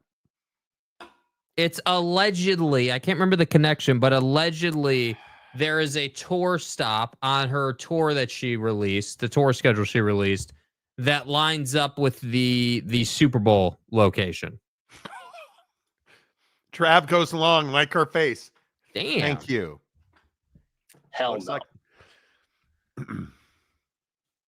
The Natural. Definitely not watching the halftime show. I'm just telling you right now. This isn't Tommy and Jizzy. Like, that was American royalty. Right? This is not. I don't know. I gotta be honest, I don't have that much of a problem with the whole shtick of it. I just don't like when they show her too much on the game. Like, I don't. You really don't have a look at this, dude. This was all over my NFL timeline today. Yeah, this was all over my NFL timeline today. This is classic American culture right here. This for millennials and younger. This is just like the end of the world. No, it's incredible moment. Like, because you guys got to get a life. Like, this is God, Monty, did you see Trav and Tay-Tay? Oh my God. Look at the size of his forearm, bro. Like, did you need this? You're exactly right. Oh, millennials are. Oh, tomorrow's a national millennial holiday. National Tay-Tay and Trav got engaged day. Everybody's got to have a whole day to shop their wedding registry, presented by, I don't even know what, douchesrus.com. This is not American royalty. And I didn't need it on my stupid NFL timeline all day today. I'm irrationally upset about when did you get off the Tay-Tay bandwagon? I mean, was it before the NFL situation? Yeah, but unlike you, I was never on the Tay-Tay bandwagon. Oh, please. You've sung her music before. Come on. Right, but that doesn't mean I'm on the Tay-Tay bandwagon. Well, then what does being on the Tay-Tay bandwagon mean then? Dude, when you drive the car that I drive, right? When you have the rocket ship, the X4M comp, who doesn't pop the sunroof, roll the windows down, and sing Romeo and Juliet? Who doesn't get misty singing, speaking of Harry Styles running through it with a hot knife through butter? Who doesn't sing a little Harry Styles? I'm that guy. That doesn't mean I like Harry Styles. Well, I do actually like Harry Styles, but my point is that doesn't mean that I like Tay-Tay. I just have never been a huge Taylor Swift fan. I don't understand. And she's not your generation, so that's understandable. Oh, right? Now I'm old. Okay. Well, that must be it. Oh, Monty, you're just so crusty and old. I mean, what? Liberace records aren't out anymore? Can't get them on iTunes, bro? Why don't you just go ahead and license some, play some Elvis, Blue Suede Cox in your car? Yeah, I think you're more of a Shania Twain guy. Hey, how about the Doobie Brothers? Bro? Maybe a little Dolly Parton. Speaking of Caleb Williams and them titties, how about some Dolly Parton, man? If you guys ever want to kick it, we'll flow. Now, I don't care what face mask you wear. You're gonna face full of cleavage with Dolly. Yeah, you and Caleb got something in common there, huh? It's wild to me that you're like, oh, you're just too fun. You don't like Taylor Swift because you're too old. I mean, you were way beyond that. I wasn't saying it's a generational difference. That. I didn't say you were old. Just it's saying. A generational difference. Yeah. Well, because hey, listen, man, just because you're getting Social Security already, it doesn't mean you can't like Tay-Tay. Turn up the hearing aid, bro. It'll all ping the same at some point. You're such a jerk off. Look, Harry Styles. I'm fine with Harry Styles. But how can you be fine with Harry Styles and not chill with Taylor Swift? Like I don't understand. I don't understand why they're right up the same alley music wise, man. What is one? Well, one guy is a guy and one gal is an alien. I don't think they're the same. I could be wrong. I know I skipped health class and now they pulled all those books out of the libraries in this country. Infowars.com. I can't even go back and study it. But from what I come on, did you guys see the connection I made there? Anyway, the point is, Harry Styles, you haven't even seen The Godfather and you're ripping me on Taylor Swift? Mm-hmm. Grow up. You are what you are. Monty still goes to Blockbuster. I don't think that's actually true considering Blockbuster. You want to know? You want to know something? Who's the only a-hole on this show that's been to a Blockbuster in the last month? That'd be you. That'd be you. That'd be this guy right. Present. This guy right here. This guy right here went to a Blockbuster. I ain't been to no Blockbuster. It's the original Blockbuster. I have standards. Bailey Dietrich. I like Metallica. So do I. Jake doesn't even know who Metallica is. Mm-hmm. I am a Todd Father fan. Who isn't? Who isn't? It just, Anyway, I appreciate you guys indulging my hate of Taylor Swift. And it really is irrational hate of Taylor Swift. Mm-hmm. All right, let's fight over Shedeur Sanders. Why don't we on the Monty Show? Did the Cleveland Browns railroad Shedeur Sanders to make sure that he was not the starting quarterback in Cleveland? We'll tell you that in 30 seconds after this from the Advocates. Injured in an accident? You may be entitled to a bigger settlement. up to 3.5 times bigger. Your initial consultation is 100% free, and we don't get paid unless we win your case.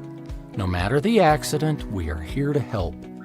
The advocates will fight for you because you deserve clarity, you deserve justice, you deserve guidance, you deserve an advocate. Contact us today. The Advocates at theadvocates.com, the best injury attorneys in the business. And you guys, with spring and summer and now fall arriving, can you believe that it is August 26th? We are in the last week of August. Spring, summer, we are heading for fall. As kids get back into school and we celebrate the last holiday weekend of the summer, please be aware of what's around you on the roads. There's so many kids on their bikes and these days on their scooters. You know, I live in a really busy neighborhood with a lot of kids, and I have a garage that's in an alleyway, and you drive down an alleyway. That alleyway cuts across a sidewalk. Every day I stop and look left and right because we have so many kids on bikes and scooters. Make sure you slow down this weekend. The advocates remind you, take your time, keep an eye out for those on two wheels. And if the worst happens, please be ready. Get to theadvocates.com. You know, there's going to be a lot of people on the road this weekend. You get in an accident, whether that is with a semi-truck, a car, a motorcycle, get to theadvocates.com. They are ready to serve you. Clear, risk-free advice. And the best part is there's no initial consultation fee. There is no cost out of pocket ever to work with the advocates, because you don't pay the advocates unless and until they win your case. Hook it up 24/7, 365 at theadvocates.com. Jake, do you believe that the Cleveland Browns purposefully sabotaged Shedeur Sanders' chances of being the starting quarterback of the Cleveland Browns?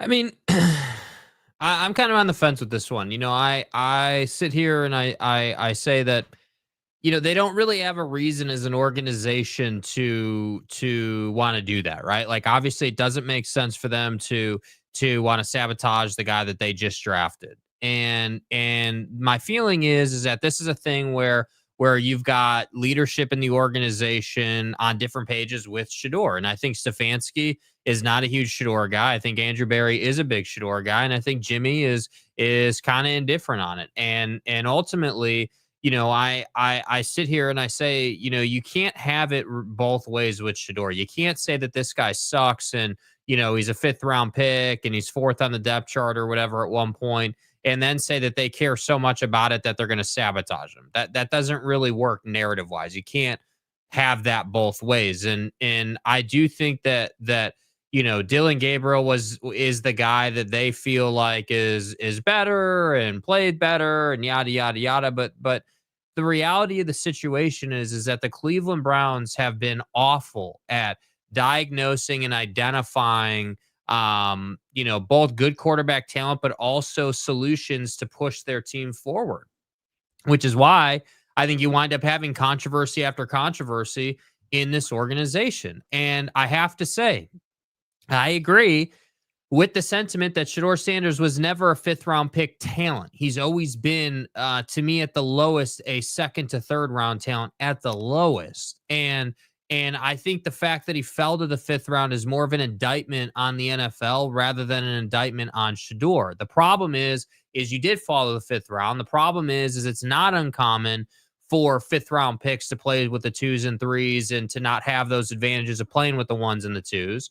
And the only difference is that Shedeur Sanders has star power with his name and his brand and how good he played in college. So I think the biggest issue with Shedeur Sanders and the Cleveland Browns, and I've talked about this repeatedly. I said it last week after the game. I've said it all preseason long.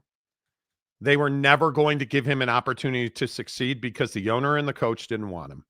That is my belief. I look at the way they use the depth chart against him, and I'm going to play this video because finally I am not the only one saying this, and everybody that has mocked me about this, and I'm going to guess RG3 listens to the show because he said exactly what I said. And make no mistakes about it. Yes, Shedeur Sanders was a 5th round pick, but he ain't never been a 5th round talent. That's why in his mind, he is saying, I can change a franchise if you give me the opportunity to. Right now, Cleveland is not doing that. I looked at the snap count chart. We'll throw that up for you guys on the screen. And people were saying, oh, he was playing with the same guys that Dylan Gabriel was. No, he wasn't. No, he wasn't. He was not. He was playing with the 3, 4s, and 5s offensive line. How many sacks did Shedeur have in the game? More than 5. No, he had 5. He had 5? He had 5 sacks in the game, playing behind the 3, 4, and 5 offensive line. 2 of those sacks, he held the ball too long. The other ones, he never had a chance.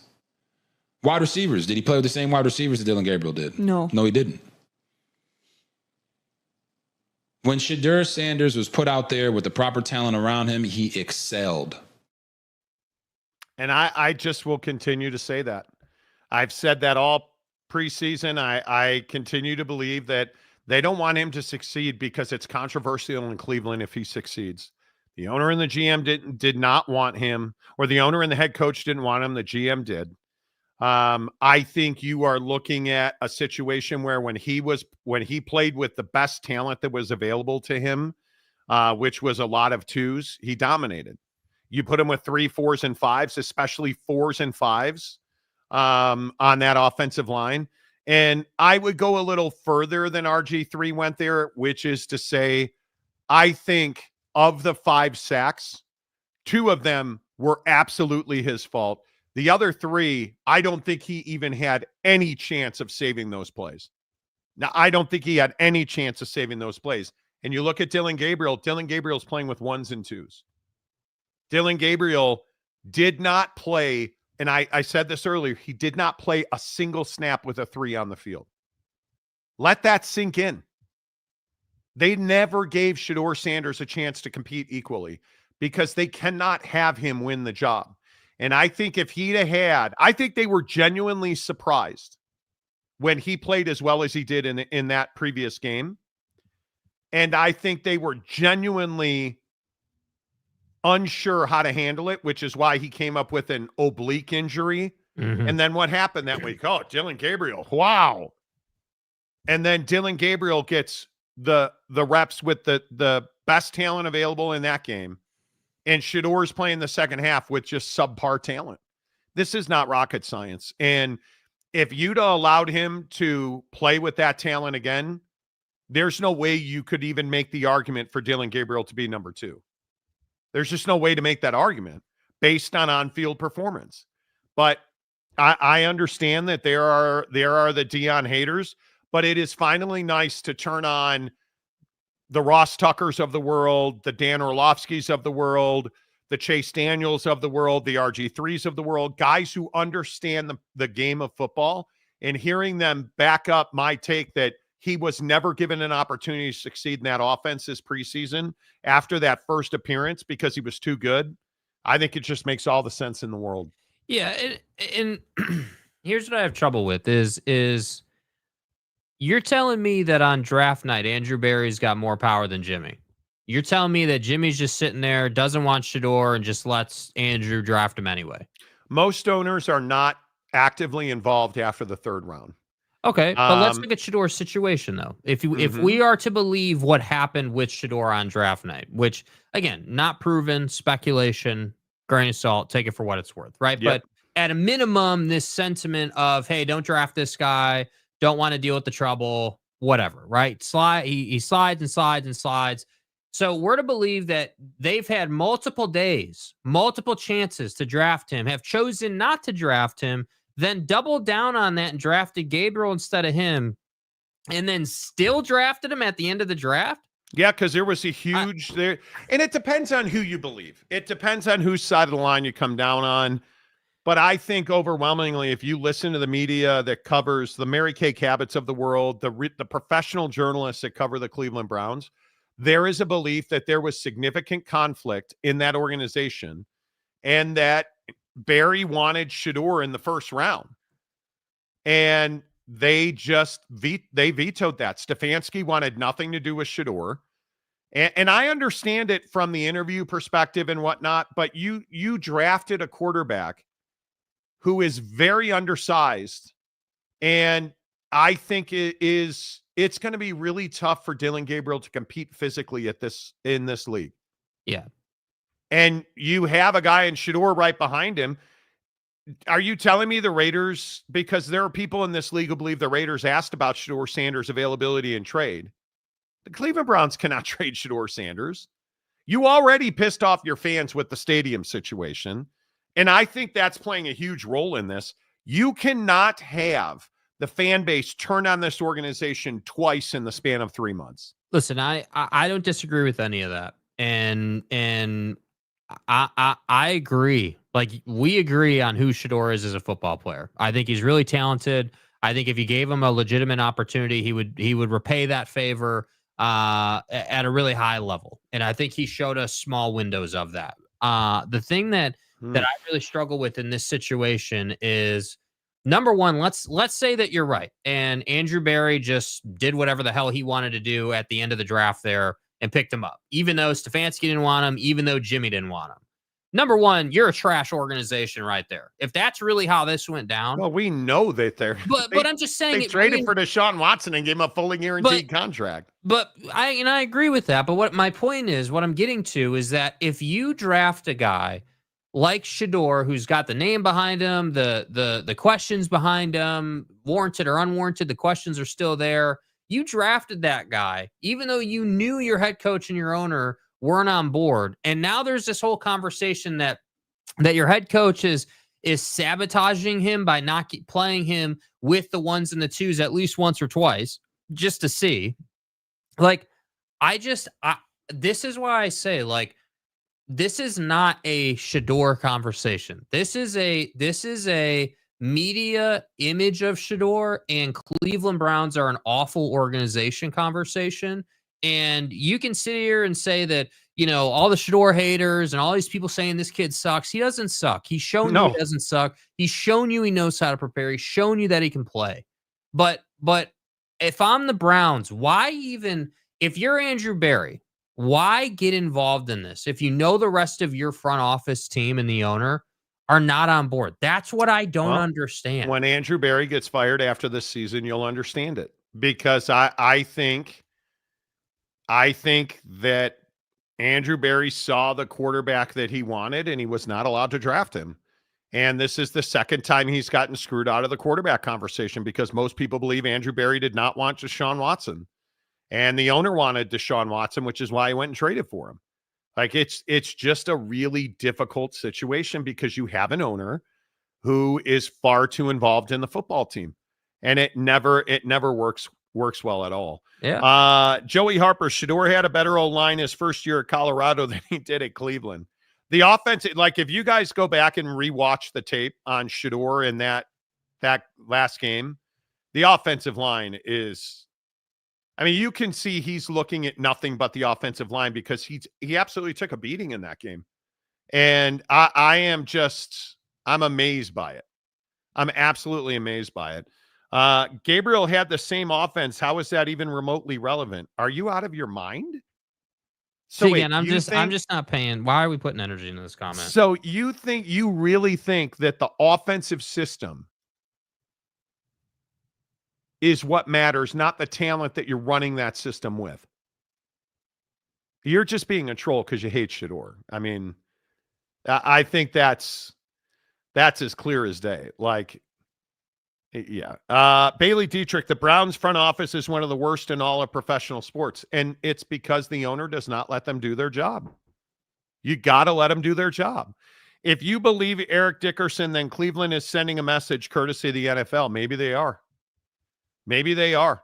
I don't know. I think you've got to do everything you could do to get him out of there. Shedeur will struggle until he hooks up with Tay after the Travis breakup, and I don't know how you refute that. It should be his top priority. You know, you got to get out of Cleveland, and you got to get into no, probably too far. After 40 quarterbacks, you would think Cleveland would be able to figure out how to groom a QB. Well, no, I'm going to say that they don't know how to do that. I mean, I know that's going out on a limb. Mm-hmm. Replica, my guess is Andrew Berry told Haslam he owes him one because of Watson's contract, and Haslam finally caved on day 3. The GM overwhelmingly, in most cities, I don't know this to be true or not true, in Cleveland, the GM overwhelmingly has control of the draft. And we'll see. Remember, Haslam said they had a conversation after day 2 regarding their plans. They did, yeah. Yeah, the natural. I got to agree with Monty on this one. It was embarrassing really giving the guy a fair shot. You never gave him a fair shot. Well, and I just don't understand why, like, he made his case in the first preseason game. The first preseason game was one of the most watched preseason games in NFL history because of the hype with Shedeur. And he played well. And then you don't give him any other chances, really. Now, how can you? Because yeah. I don't know. Maybe I just Sanders, don't. Yeah. If you draft Shedeur Sanders in the 5th round and he comes out and absolutely smokes your quarterback room, which he did not do. But if you give him an opportunity and he does what he did in the first game, in the second and third game, you're in real trouble. Because he would have been the starter on that team. And you would not have made him the starter, and then what would have happened? You would have been hearing him constantly. Fans would have been calling for him every single game. Joe Flacco would have never had a chance.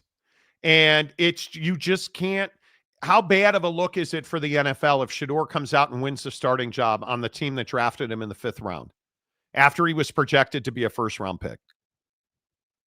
I tend to lean away from Eric Dickerson's conspiracy theory. And did you guys hear? And I know we played this the other day, but did you guys, I'm sure at this point, have heard the Eric Dickerson video, which I don't think we have anymore, but where he said the NFL called the Browns and said, don't draft him. Mm-hmm.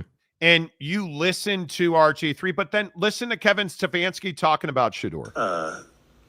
I'm committed to his development, just like all of our rookies. So we'll continue to focus on getting our guys better.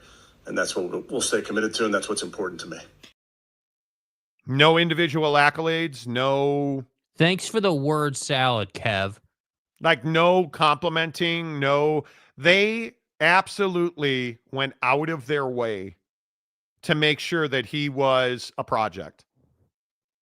They have described him as a project, even though his play in that first preseason game looked nothing like a quarterback that was a project. Yeah. His performance in the first game was the best rookie quarterback performance in the NFL this preseason. And he clearly has outplayed Dylan Gabriel. It doesn't, you have to look at the math and if it is true that the Raiders wanted to trade for him and the Browns said no, it just tells you where he is. He is not in a good spot in Cleveland, in my opinion. I think he is. This would be different. And I love all the hyenas who were celebrating this today, like Shedeur sucks. And I saw all the people on social media talking about how he should go play in Canada. Like, if you are so naive to believe that Shedeur Sanders isn't the best quarterback on that roster, okay, that's a conversation. He's clearly better than Dylan Gabriel. If you want to start Joe Flacco, okay, totally get it. He's clearly outplayed Dylan Gabriel. In their joint practices, in the preseason reps, where he played with a legitimate lineup, like, come on. I just don't know how you do that. Shedeur has proven that he should have been drafted in the 1st or 2nd round, so if you trade him, you can get a good tight end or wide receiver. But you're not. I don't think so, bro. I don't think so. He's damaged goods at this point based on the way that Cleveland held him back against with 4s and 5s the other night in that preseason finale. Shedeur is in line for a Kardashian, not Tay-Tay. That's Agreed. Exactly right. God, you want to talk about somebody that's been around. I mean, the Kardashian list. That is unbelievable. Big Blue Horses, is the Browns head coach and GM on the hot seat? Stefanski is certainly on the hot seat. I mean, there is no question. Eric says Sanders could start in Indy. I get behind that. Well, I mean, if you look at the quarterbacks across the league, it's more than Indy. Like, if you look at New England, he's probably better than Drake May. This is a huge year for Drake May. You look at the Jets. If the Jets had Shedeur Sanders, Justin Fields was terrible this preseason. I mean, he's not probably starting in anywhere in the AFC South, arguably Indianapolis, but he's certainly starting for New Orleans. Sure, but that's in the NFC. Broncos, Chargers, Raiders, Chiefs. The Raiders 100%. Giants, Eagles, Cowboys, Commanders, none of them. Bears, Packers, Vikings. Vikings, he is certainly better than JJ. He could easily be the starting quarterback in Minnesota. Tampa, New Orleans, certainly. Carolina, no. I think what we've seen out of Bryce Young. Atlanta, no. Rams, Niners, Cardinals, Seahawks, probably not. I mean, so there's two teams where he definitely would start. And he could be you can easily say he could be a good number 2 on any roster in the NFL. Yeah. But I don't think he ever gets a chance. Cleveland will find out how bad they screwed up after 80-year-old Flacco gets banged around like a screen door and Gabriel loses his booster seat and Shedeur wins most games for them. I think it will take an incredible happening for Shedeur to ever even see the field. He, in my opinion, will only be an emergency quarterback. I could see if Joe Flacco gets hurt, I could easily see them signing a veteran. I could easily see them doing that. I have no doubt. Paulie Walnuts, rest in peace. Browns fans are so delusional they still defend Stefanski. This is it for Stefanski. Have to. Shedeur takes over for Stafford at the Rams and bring primetime into L.A. Well, they have a really good head coach in L.A. I don't think Dion wants to coach in the NFL. No, he doesn't. How Stefanski won Coach of the Year over Campbell still irritates me because he had a really good year that year, but I would agree with that. As a Dallas fan, I would love to have Shedeur. But see, you're not a Dallas fan. See, that's the thing. You're not a Dallas fan. God. I thought you said you were a scumbag Kansas City Chiefs fan. Yeah. You have the jacket and everything. Are you not in full rectory mode for Trav and Tay today? God, every day with this guy. Don't start this nonsense. You're like, bro, I can be a fan of two teams. No, you can't. You're either a Cheats fan or a Jera fan. Like, that's crazy to me. He's a Chiefs fan. Exactly right. No. That's not how it absolutely works, brother. Not. And again, you wonder why you drive a Honda Civic. Brother. You wonder. You cannot be a fan of the Chiefs and the Cowboys, man. It doesn't work like that. Absolutely not. What are you talking about? Let's talk about another college quarterback, Arch Manning. How much pressure is on Arch Manning right now? Pervin Liar says a lot. Arch Manning is going to have the most pressure. And I was trying to go back. I had Chris Leak was enormous pressure because he was the #1 player in America coming out of high school. You had Tim Tebow, you had Cam Newton, you had these quarterbacks, that had so much pressure and it impacts them. Mark said a comment, I don't want this to go by easily here. The 11 most difficult schedules in college football next year are all SEC schools. So that's what Arch Manning has to face. Yeah. So I remember a guy sat there right in front of me after we won a bowl game, and he said, how does it feel knowing that anything other than undefeated season and a national championship is a failure? That's what Arch Manning's facing. Bro. That's incredible to me. Mm-hmm. And I would remind you, with Pervin Liar sitting there telling you how great the SEC is, he was also asked on the same show, because I watched all of it, what's the best league in America? The Big Ten. What? I think Arch Manning can only do one thing: meet expectations or fail. He cannot exceed expectations. That in my opinion, I do not believe that Arch Manning can exceed expectations, because expectations are so incredibly high. Yeah, I think for the season, I would agree with that. But I think there's still opportunity to provide shock value. You come out against Ohio State and you dominate that defense. If you come out and you give us 325, 3 touchdowns, you come out and put together some really good drives. protect the football, do your damn job. Like you have the opportunity to be like, yeah, dude, Arch proved people right. Like, yeah, man, this guy's legit. This guy's an absolute certified killer. And I still think he has the opportunity to do that on an individual basis. But as far as the season's concerned, yeah, it's natty or bust. And if you're Arch, you just got to be good with that. And he is. He said as much. He is. He's good with it. Yeah, I don't know how you're playing in the greatest football league in the country, and I think you begin to understand when you look at their schedule. He's going to have a lot of opportunities to showcase himself. And obviously it starts at Ohio State, San Jose State, UTEP. Ohio State, San Jose State, UTEP, Sam Houston. At Florida, Oklahoma, at Kentucky, at Mississippi State.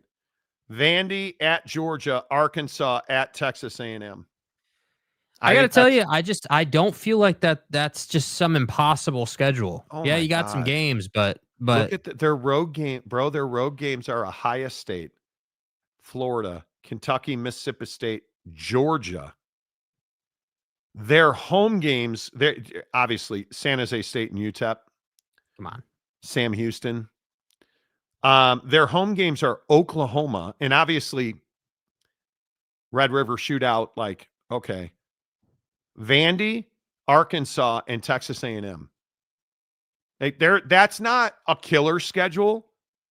Like, that's not Florida, where they've got at LSU, at Miami, Texas, at A&M, Mississippi State, Georgia, at Kentucky, at Ole Miss, Tennessee, and Florida State. Now, it's not that schedule. But that's not the easiest schedule in the world. It's not a Big Ten schedule. I would agree with that. It is, in my opinion, what life in the SEC. Like, you look at LSU, right? LSU opens at Clemson. Then they play, I think, La Tech. Then it's Florida, directional Louisiana. Then it's like Ole Miss, South Carolina, Vandy, A&M. Like, their schedule just, LSU's schedule for a team that could go undefeated is a kick in the nuts. And they finish at Oklahoma and at Alabama for road games. They should beat Oklahoma, man. Right? Well, I think Oklahoma has a chance to be a little better than most people give them credit for, but is what it is, right? You look at the schedules in the SEC, and I like, even Tennessee opening with Syracuse is not the gimme. Now they get ETSU, East Tennessee State, but then it's right into Georgia, UAB, at Mississippi State, Arkansas, at Bama, at Kentucky, Oklahoma, New Mexico State, at Florida, Vandy. Now, I don't know who hates Vanderbilt. Somebody does. Vandy is Charleston Southern, then at Vatech, out at South Carolina, Georgia State, Utah State, at Alabama, LSU, Missouri, at Texas, Auburn, Kentucky, at Tennessee. Oh, man. But that's the SEC. Yeah, right? I mean, I like Texas to be 2 losses at most. I think it's more likely they're a 1-loss team. Ooh. I think they're going to lose at Ohio State. I think their next loss, I think they lose at Georgia because Georgia's got a point to prove.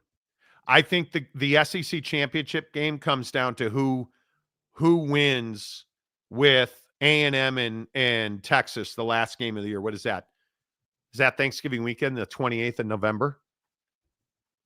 I think that do you guys understand that Texas A&M game, which has huge heat in the state of Texas, that game could be for a spot in the college football playoff because you're playing for the SEC championship.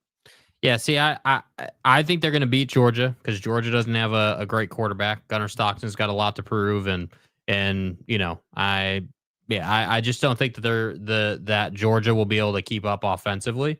By the time Texas gets there, I think Texas, by the time you get there, you're going to be signed, sealed, and delivered as the best offense in the SEC. Jake. We're going to punch each other in the face all year long, and I'm here for it.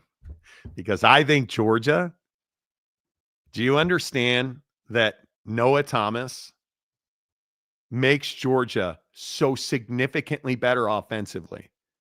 And if you look at Zach Branch from SC, I think Zach Branch, according to PFF, is the wide receiver, is rated like a 66. Go look at him coming out of high school and look at what he actually looks like on the field. I think that is one of the worst grades I've ever seen. And then you look at a guy in Gunnar Stockton who can't possibly be worse or a deer in headlights more than he was last year. So he's only going to get better. And if you look at Nate Frazier, who I think might be the most critically important running back in the country, because I think, to your point, are you going to lean on Gunnar Stockton to win you games? Abso-freaking-lutely not. So what is Georgia going to do? They're going to run the football, right? Nate Frazier had better be all that in a bag of chips. That dude better be Nick Chubb and more. And I'm telling you, if we can, because what did he run for? 650 yards last year? If that dude gets close to 800-900 yards this year, Georgia's going to beat a lot of people. And I'd also remind you that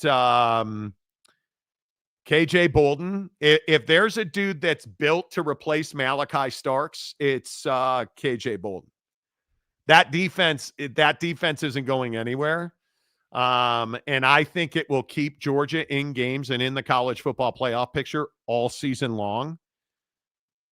I just don't know if Gunnar Stockton doesn't make a huge leap. If his balls don't drop inside of the first 15 minutes of the first game, they're not going anywhere. Right? And I know you agree with me on that. Mm-hmm. But I think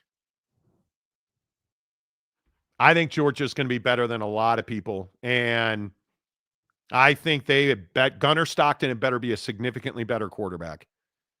But, well, I don't 3 losses.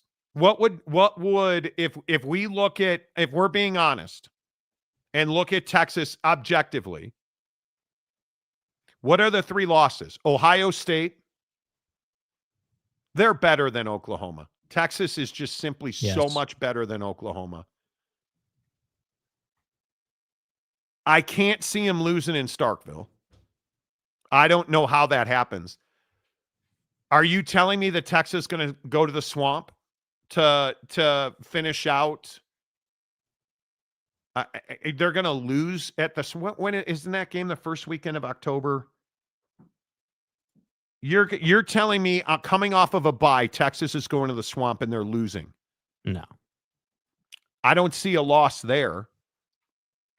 I mean, I guess you could go to Lexington, Starkville. You're not losing to Vandy at DKR. It is legitimately Ohio State at Georgia. If the Georgia game was in Austin, I'd take Texas all day. That game is in Athens, and then it's A&M. But they're not losing all 3 of those games. They're going to be a dramatically different football team. The team we see Saturday,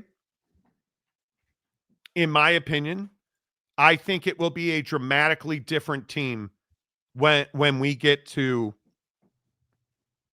Gainesville in October. I think the Texas team will be dramatically different. I think they'll go through another incarnation by the time we get to Georgia. And remember, that game is the week before Thanksgiving. I think it's November 15th.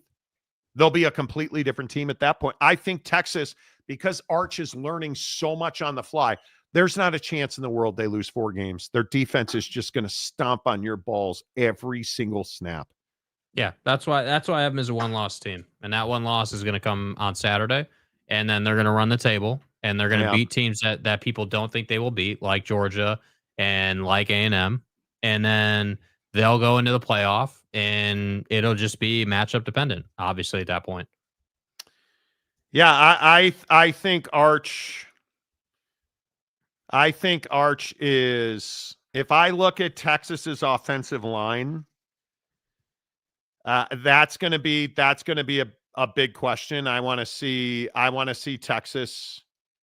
I want to see Texas be significantly better. And I think that's going to be a huge. I think that Texas has a bunch of offensive linemen who have been in the system. I think their offensive line has over 3,500 combined snaps, which is really saying something in a college offensive line. But you don't have, it's not like you have a bunch of starts. Yeah. I think they have less. I was reading last night. I think they have less than, I think it's 45 starts on the offensive line. So we'll see what that looks like. But, listen, I think there are a lot of people that question Texas's offensive line. We'll see. I don't know.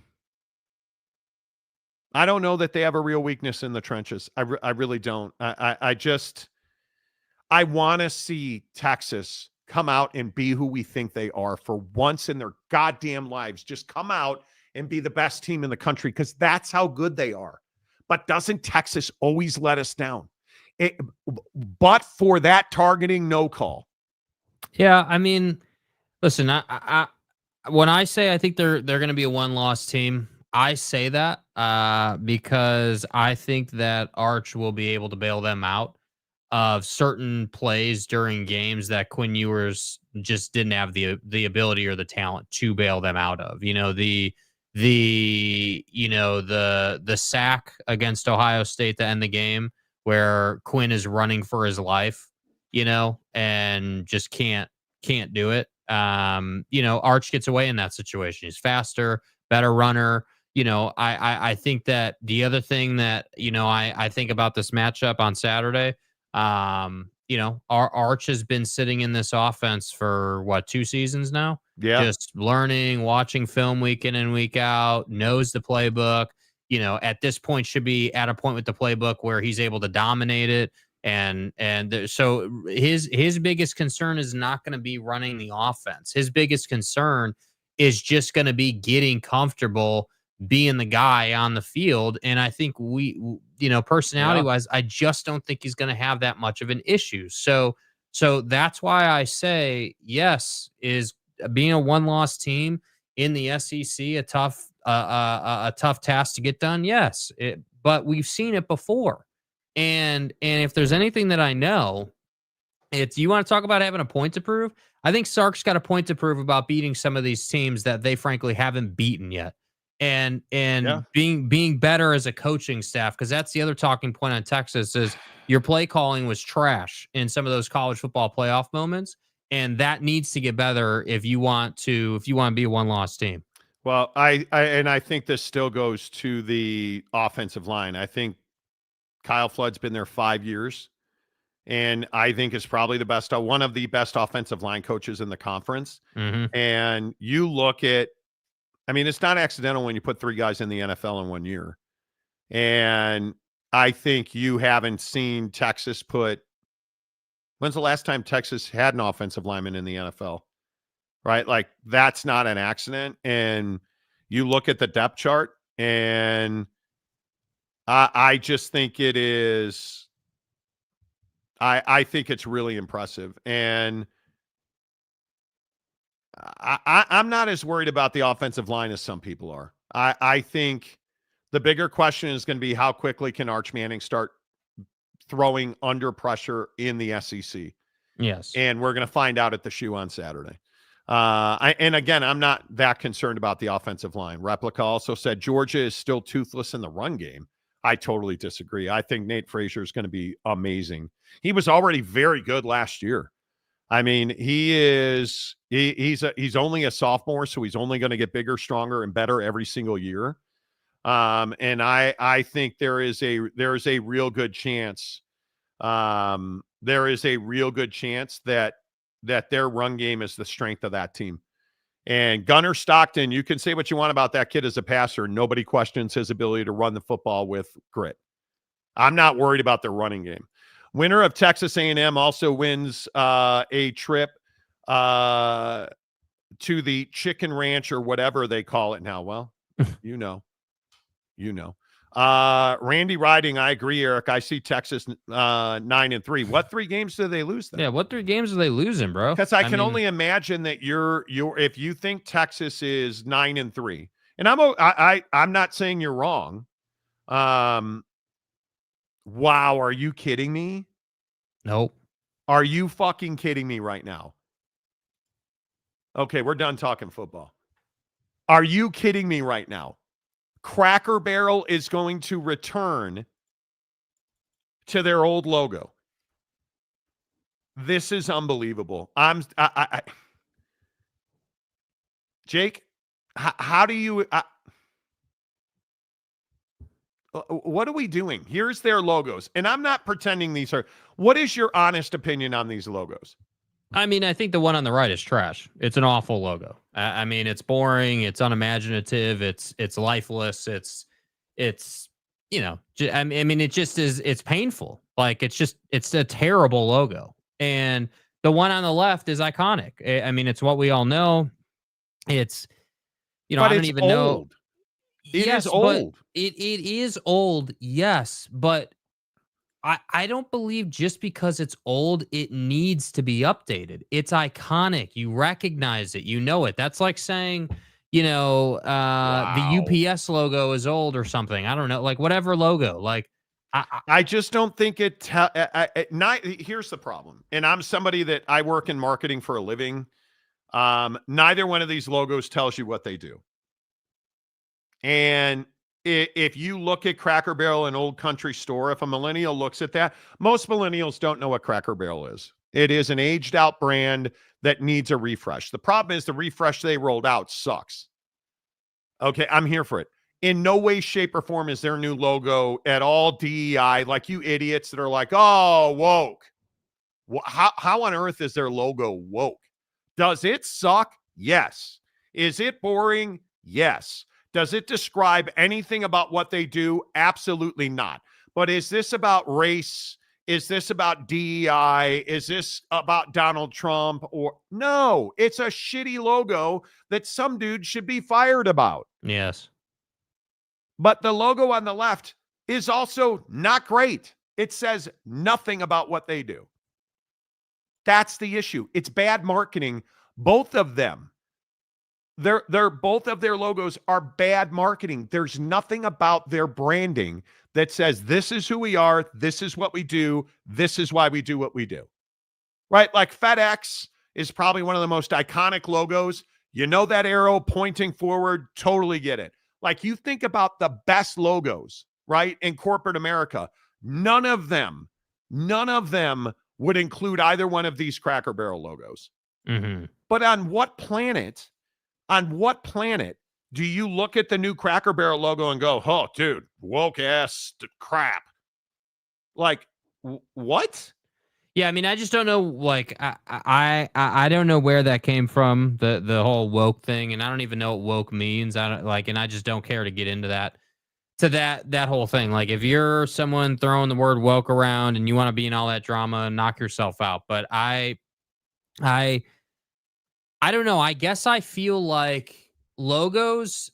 I would disagree that millennials don't know Cracker Barrel. I went to Cracker Barrel a lot as a kid, and I know it. Maybe I'm in the minority for my generation, right? We talk about this a lot on the show.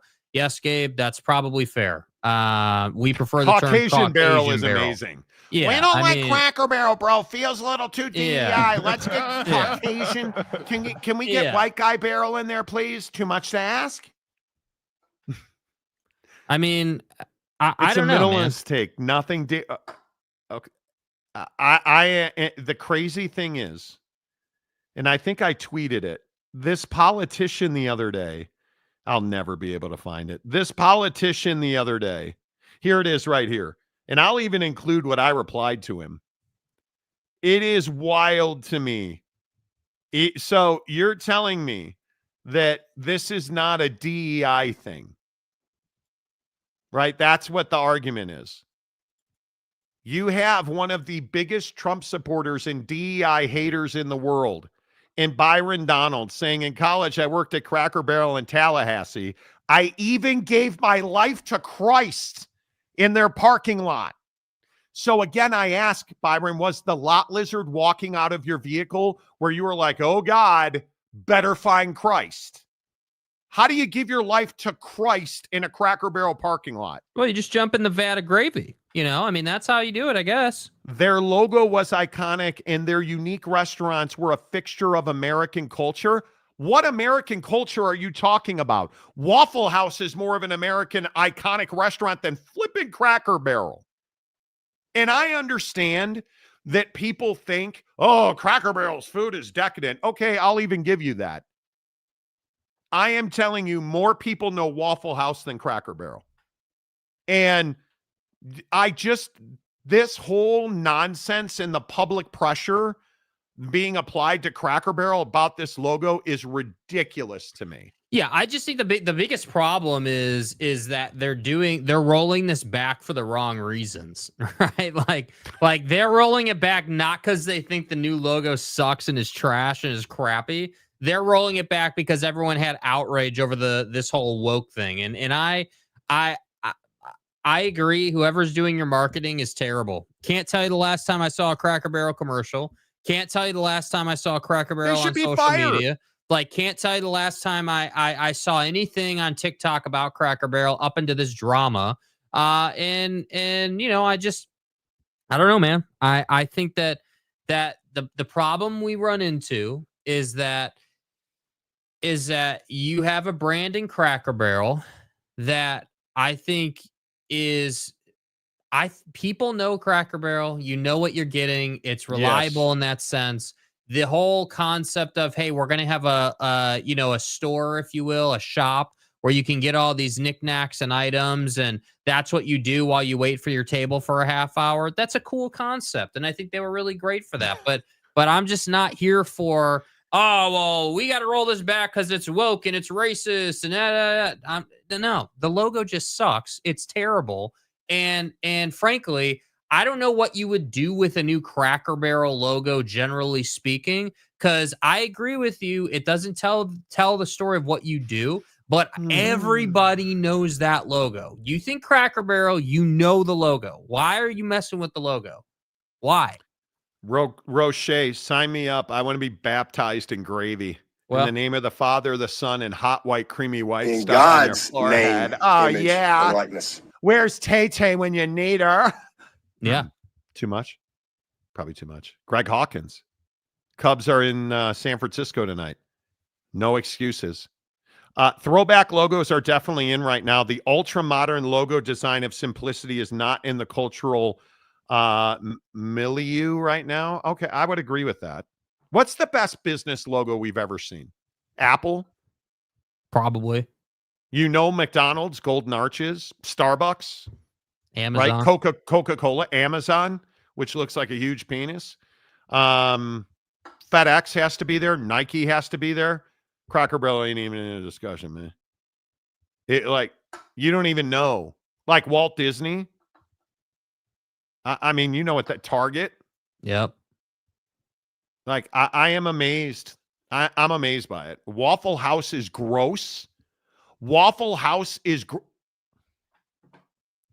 again, you're talking to a Texan. With all due respect. Like, what am I, Big Lubbock, where am I supposed to go with Waffle House is gross? Where am I supposed to? It hurts me that you would say something so deeply personal to me. Like, Waffle House is gross. Do you not see that I have feelings? I'm a human. Anyway, at least Cracker Barrel is edible. Dude, have you been to a Waffle House? You haven't been to a Waffle House, dude. Bro, eggs, hash browns, waffle. Boner. Stay hard. Like, that's how it works. I have spent far too many nights. There are two places that I've spent a lot of nights in that I should never have. Waffle House and Steak and Shake. In good old Lafayette, Indiana, Steak and Shake. And Shore House. Oh, Shore House. We tried to go to Shore House last weekend and it was closed. It's gone. They don't do breakfast. It's a new place, but they don't do breakfast. Idiots. Ridiculous. Maybe Second they should do Street, their logo too. Long Beach, yeah. I don't know. Big Lubbock, Cracker Barrels are only built along interstates, so they don't have to advertise. But you have to. Okay, but here's the deal. Here's the deal. Let me counter this point. Just building along the interstate doesn't do enough for you. Not anymore. You need to advertise on social media. You need to. Yeah, totally agree. Replica, woke equals old white hairs upset because the world around them is changing. Could very well be. Speaking of cholesterol and electrodes in your ass, Stadium Guy James. So now you have a sale on chicken fried steak. Bro. You have a decent commercial with family sitting around the table eating and talk about your heritage and the old logo. I thought you just said electrodes in your ass. Well, I didn't say. That's his new brand. You think? Yeah, James. Can we get a logo for your rectory situation here, bro? Listen, dude. I'm not the one. Linda. As bad as the new Cracker Barrel logo is, I'm not the one who rolled up here with electrodes in my ass the other day. That was you, James. So I'm not the one who started that. Let's make that very clear. We want first Monty Show logo. Oh, no, you don't. The first Monty Show logo was probably not good. They just opened one here in Bakersfield, California last year, waiting for a Waffle House someday. Oh, it's so good. Yeah, I saw that. Evaldi out for the season. Oof. Yeah, last Cracker Barrel I went to. Wow. Dude, Eric, just when you haven't blown yourself up ethically in a DEI conversation, you drop IHOuse in a Waffle House IHOP in a Waffle House conversation. Like, bro, is the humidity finally starting to get to the electrodes in your brain? Is that what this is? IHOP is not even in the conversation with Waffle House, and don't you dare make that comparison. That's what fucking ticks me the fuck off. That's such a good drop. Gabriel, IHOP is not that great. Thank you. Thank you very much. Smart people win. Yeah, I walked into one the other in one of their places and it immediately smelled like sewage. My wife will not eat it. IHOP. Vexes me. What's the Pancake House or Original Pancake OPH, House? Original Pancake House. Way better than IHOP. Waffle House uses fake butter. Who doesn't? I don't care. Bro, who doesn't? I don't listen, bro. I don't go to Waffle House for high quality food. We're arguing over Cracker Barrel. I'm not going to Hold on, Big Lubbock. Food. Bro, Big Lubbock, hold on. You don't get to just sidetrack. You see his comment here? Is Texas Tech beating Arkansas this Saturday? Sir, I don't know. I don't know. Have you ever been to Waffle House before you rip it? Don't talk to me about football when you're talking about Cracker Barrel and Waffle House being crappy. What the fuck does one thing have to do with the other? Like, come on, dude. As far as I'm concerned, Texas Tech ain't kicking off until you eat at a Waffle House. Yeah, they're going to win. Yeah, they better. They're going to beat wholesale ass. I don't know. Bob Evans. Jake's a huge sausage eater. Bob Evans is amazing. What? Okay. I'm a big sausage eater. I've heard that about you. iHouse is a Waffle Hop convert. Okay. Waffle Hop. Okay.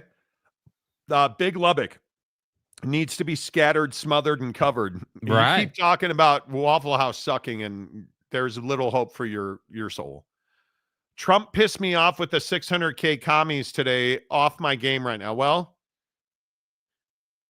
is Donald Trump dying? Well, we're all dying. Hey, bad news. You're one day closer to death. Do you guys buy into what is he doing with his hands, and how on earth does orange face powder guy not have a better makeup artist for his hands? Has anybody figured that out yet? Like, of all the things that you have, how do you see now that he is awkwardly and I don't know, can I go this right here? Do you see like his hands are like under the table now? Because he does not want people to know that bro, we know your hands are bruised. But I don't think he's dying. Do I think he has congestive heart failure? I hope not. He's the president of the United States. And I know everybody's like, I hope he's dead. He's not my president, Monty. I don't hope for Donald Trump to die in office. That's not good for our country, right? Because then, fuck, JD Vance is president. How's that going to go? But you can't tell me he's healthy. The ankles, the legs, the fact. Do you guys understand he's not playing golf right now? Now, I don't play golf anymore because my wife is oppressive. Donald Trump doesn't talk to his wife, so what's his excuse? Should probably move on. There's a place in Oklahoma City called Granny's Kitchen that's really good. I took my middle daughter there on her birthday in April. The crepes were fantastic. So is this why you're having problems with the rectory right now? Because you're going to Granny's Kitchen too much? Is that the issue? Was it the sausage gravy? Wait, Granny's Kitchen isn't a euphemism for the Walmart manager, is it? Okay, let's move on. Roche, no Waffle House in Salt Lake. Sorry, no, there's not. No, there's not. I wonder how much his makeup artist makes per year. Seriously, am I the only one who's like, dude, can we not get a better makeup artist for the Prezzo's hand? Yeah, can his hands not be orange as well? And now it's both of them, that he's got the bruising from the IVs on his hands. Bro, can we just get the lady who does your face, let her know that you need to go back further with the orange. And then can we just get some you guys skin like tone? that, the line on the top of his head that you can clearly see? What are we doing? What are we doing? The kettle was good. I don't know what the kettle is. I don't know what that is. Butter those Granny's Kitchen biscuits, dude. When I was eating like a fat ass, which was yesterday, you get me some of those Grands. You know the Grands they sell in the tube. Grands are so good, bro. My wife, I don't know what I did to her. I mean, she hates me now. She made these little bowls where she's got red grapes and cantaloupe slices in a glass container, and she like meal prepped them. Dude, I've never had better can of grapes ever. Can of grapes, dude. You put some cantaloupe water on red grapes, and I am telling you, it's orgasmic. First Watch is my go-to for breakfast if I really want something. Yeah, First Watch is solid. not bad, dude. Yeah, it's solid. It's solid. That is solid. Trump never eats healthy, and golfing doesn't help his longevity that much, dude. But at this point, he's an old dog. You're gonna make him eat better at this? Aren't we past that? Yeah. I mean, there was a point, I think in June or whenever it was, where they had McDonald's delivered to the White House. Every day he was there, McDonald's got delivered to the White House. It was either like May or June. Like, you know who he's eating. Gabriel, speaking about eating unhealthily, if there is one thing I will never compromise, it's peanut butter cookies. Oh. Yes! Hell yeah. So this Zepbound thing for me is really weird. I'm having trouble eating peanut butter right now. I don't know how you describe it. It started Sunday. My wife got this really good, like whole grain, wheat bread that's got it's real dense and it's got like the seeds on it and stuff. So I made a peanut butter and banana sandwich, and I didn't even really say anything about it. I just ate it, but I was kind of gagging on it. And it was the peanut butter. And I was like, dude, what the heck? And my wife offered me she went and made a slice of it, and then she offered me a little bit of hers. And I was like, dude, no, I'm good. And then like the last 2 mornings, I've been trying to get through my oats. And for all the idiots in the comment section, let me tell you, oats are not unhealthy. It's when you put added sugar in your oats. All my oats are, because this has to be one of the most asked questions. Half a cup of Bob's Red Mill rolled oats, steel cut rolled oats, 2 scoops of creatine, 1 scoop of collagen peptides, a wee bit of cinnamon, organic cinnamon powder, and then a couple scoops of chia seeds, blueberries, blackberries, sometimes raspberries, and then about a tablespoon of peanut butter. And that's it. So but no more on the peanut butter. No, right now, dude, I almost didn't finish half of my oats today. Yeah. Because it's weird. My body is so completely different with food right now. I am not hungry ever. Today for lunch, I had 10 Impossible Nuggets, grapes, and cantaloupe. Do you think it's, and I'm being serious, do you think it's like a texture thing with the peanut butter? Like, what do you, like, what like, that seems, it's just odd. I love Costco Kirkland peanut butter is Amazing. so good. Amazing. And I'm struggling with it right now. And I Weird. don't know why. But that's what, like, I was going to have a salad for lunch yesterday. And I feel like I'm pregnant. I'm fat enough to be pregnant. But I opened up some Italian. My wife found this really good Italian dressing. From Olive Garden? No. There's this Italian dressing we're buying at the store. Yeah. I unscrewed the bottle and just the smell of it like overpowered me. And I love Ken's Italian salad dressing. Oh my God. I opened this bottle of Italian dressing and I just can't do it. Like I did not eat the salad because the dressing like messed with me. I have no idea what that is. Really interesting. But I lost a pound today. You guys know I had lost 12 pounds in the first week. I gained 2 pounds in the second week. And then I got back. I lost those 2 pounds. And now I've lost another pound. So I've lost 13 pounds. And tonight is shot night. I take my GLP-1 every Friday or every Tuesday night at 8. And this is the phase that I'm interested in for you, because I think as you start to up the dosage, I'm just really curious how this is going to impact you, because you hadn't had basically no symptoms or issues. Nothing. Up into this peanut butter intolerance of sorts. I've had weird food issues lately. Yeah. It's been really good. I want you guys to know, I fully endorse Zepbound and GLP-1s. I think Zepbound is Mounjaro. The brand name is Zepbound because it's got multiple enzymes in it. And I'm just telling you, it really works on your brain. And the studies and the science that are coming, I know we don't believe science anymore in this country, but you look at the science behind Zepbound. It works on both your gut enzymes and your brain enzymes. And I do not think about food. I do not crave food. Food noise at the end of last week, Thursday, Friday, was real. But I haven't eaten a bad thing in a month. I mean, the worst thing I've had is some macaroni salad at a barbecue I went to Saturday, or like dinner at a friend's house. But that was not even a lot. And I didn't feel it. I didn't upset my stomach at all. I've had no side effects. Yeah. But I'm going up tonight. I bump up from 2.5 to 5.0. So we'll see. That's a much higher dose. That's the second level. I'm into it. I'm into it. Chad Perling, who needs creatine for a boost when you have Monty going off script? Well, that's what I'm saying. I mean, there you go. I had the same thing happen when I took Adrenal. I don't know what that Adderall. Is. He's got another comment below there. Oh, it's Adderall. Adderall. Not smart enough to talk about meds, and you definitely know more than I do, but it could be a side effect. Yeah, it absolutely could be. But again, you're not going to be. People have this misconception about water intake. If I drink too much water, I get bloated. No, it's not that you drink too much water. You're not active enough. Mm-hmm.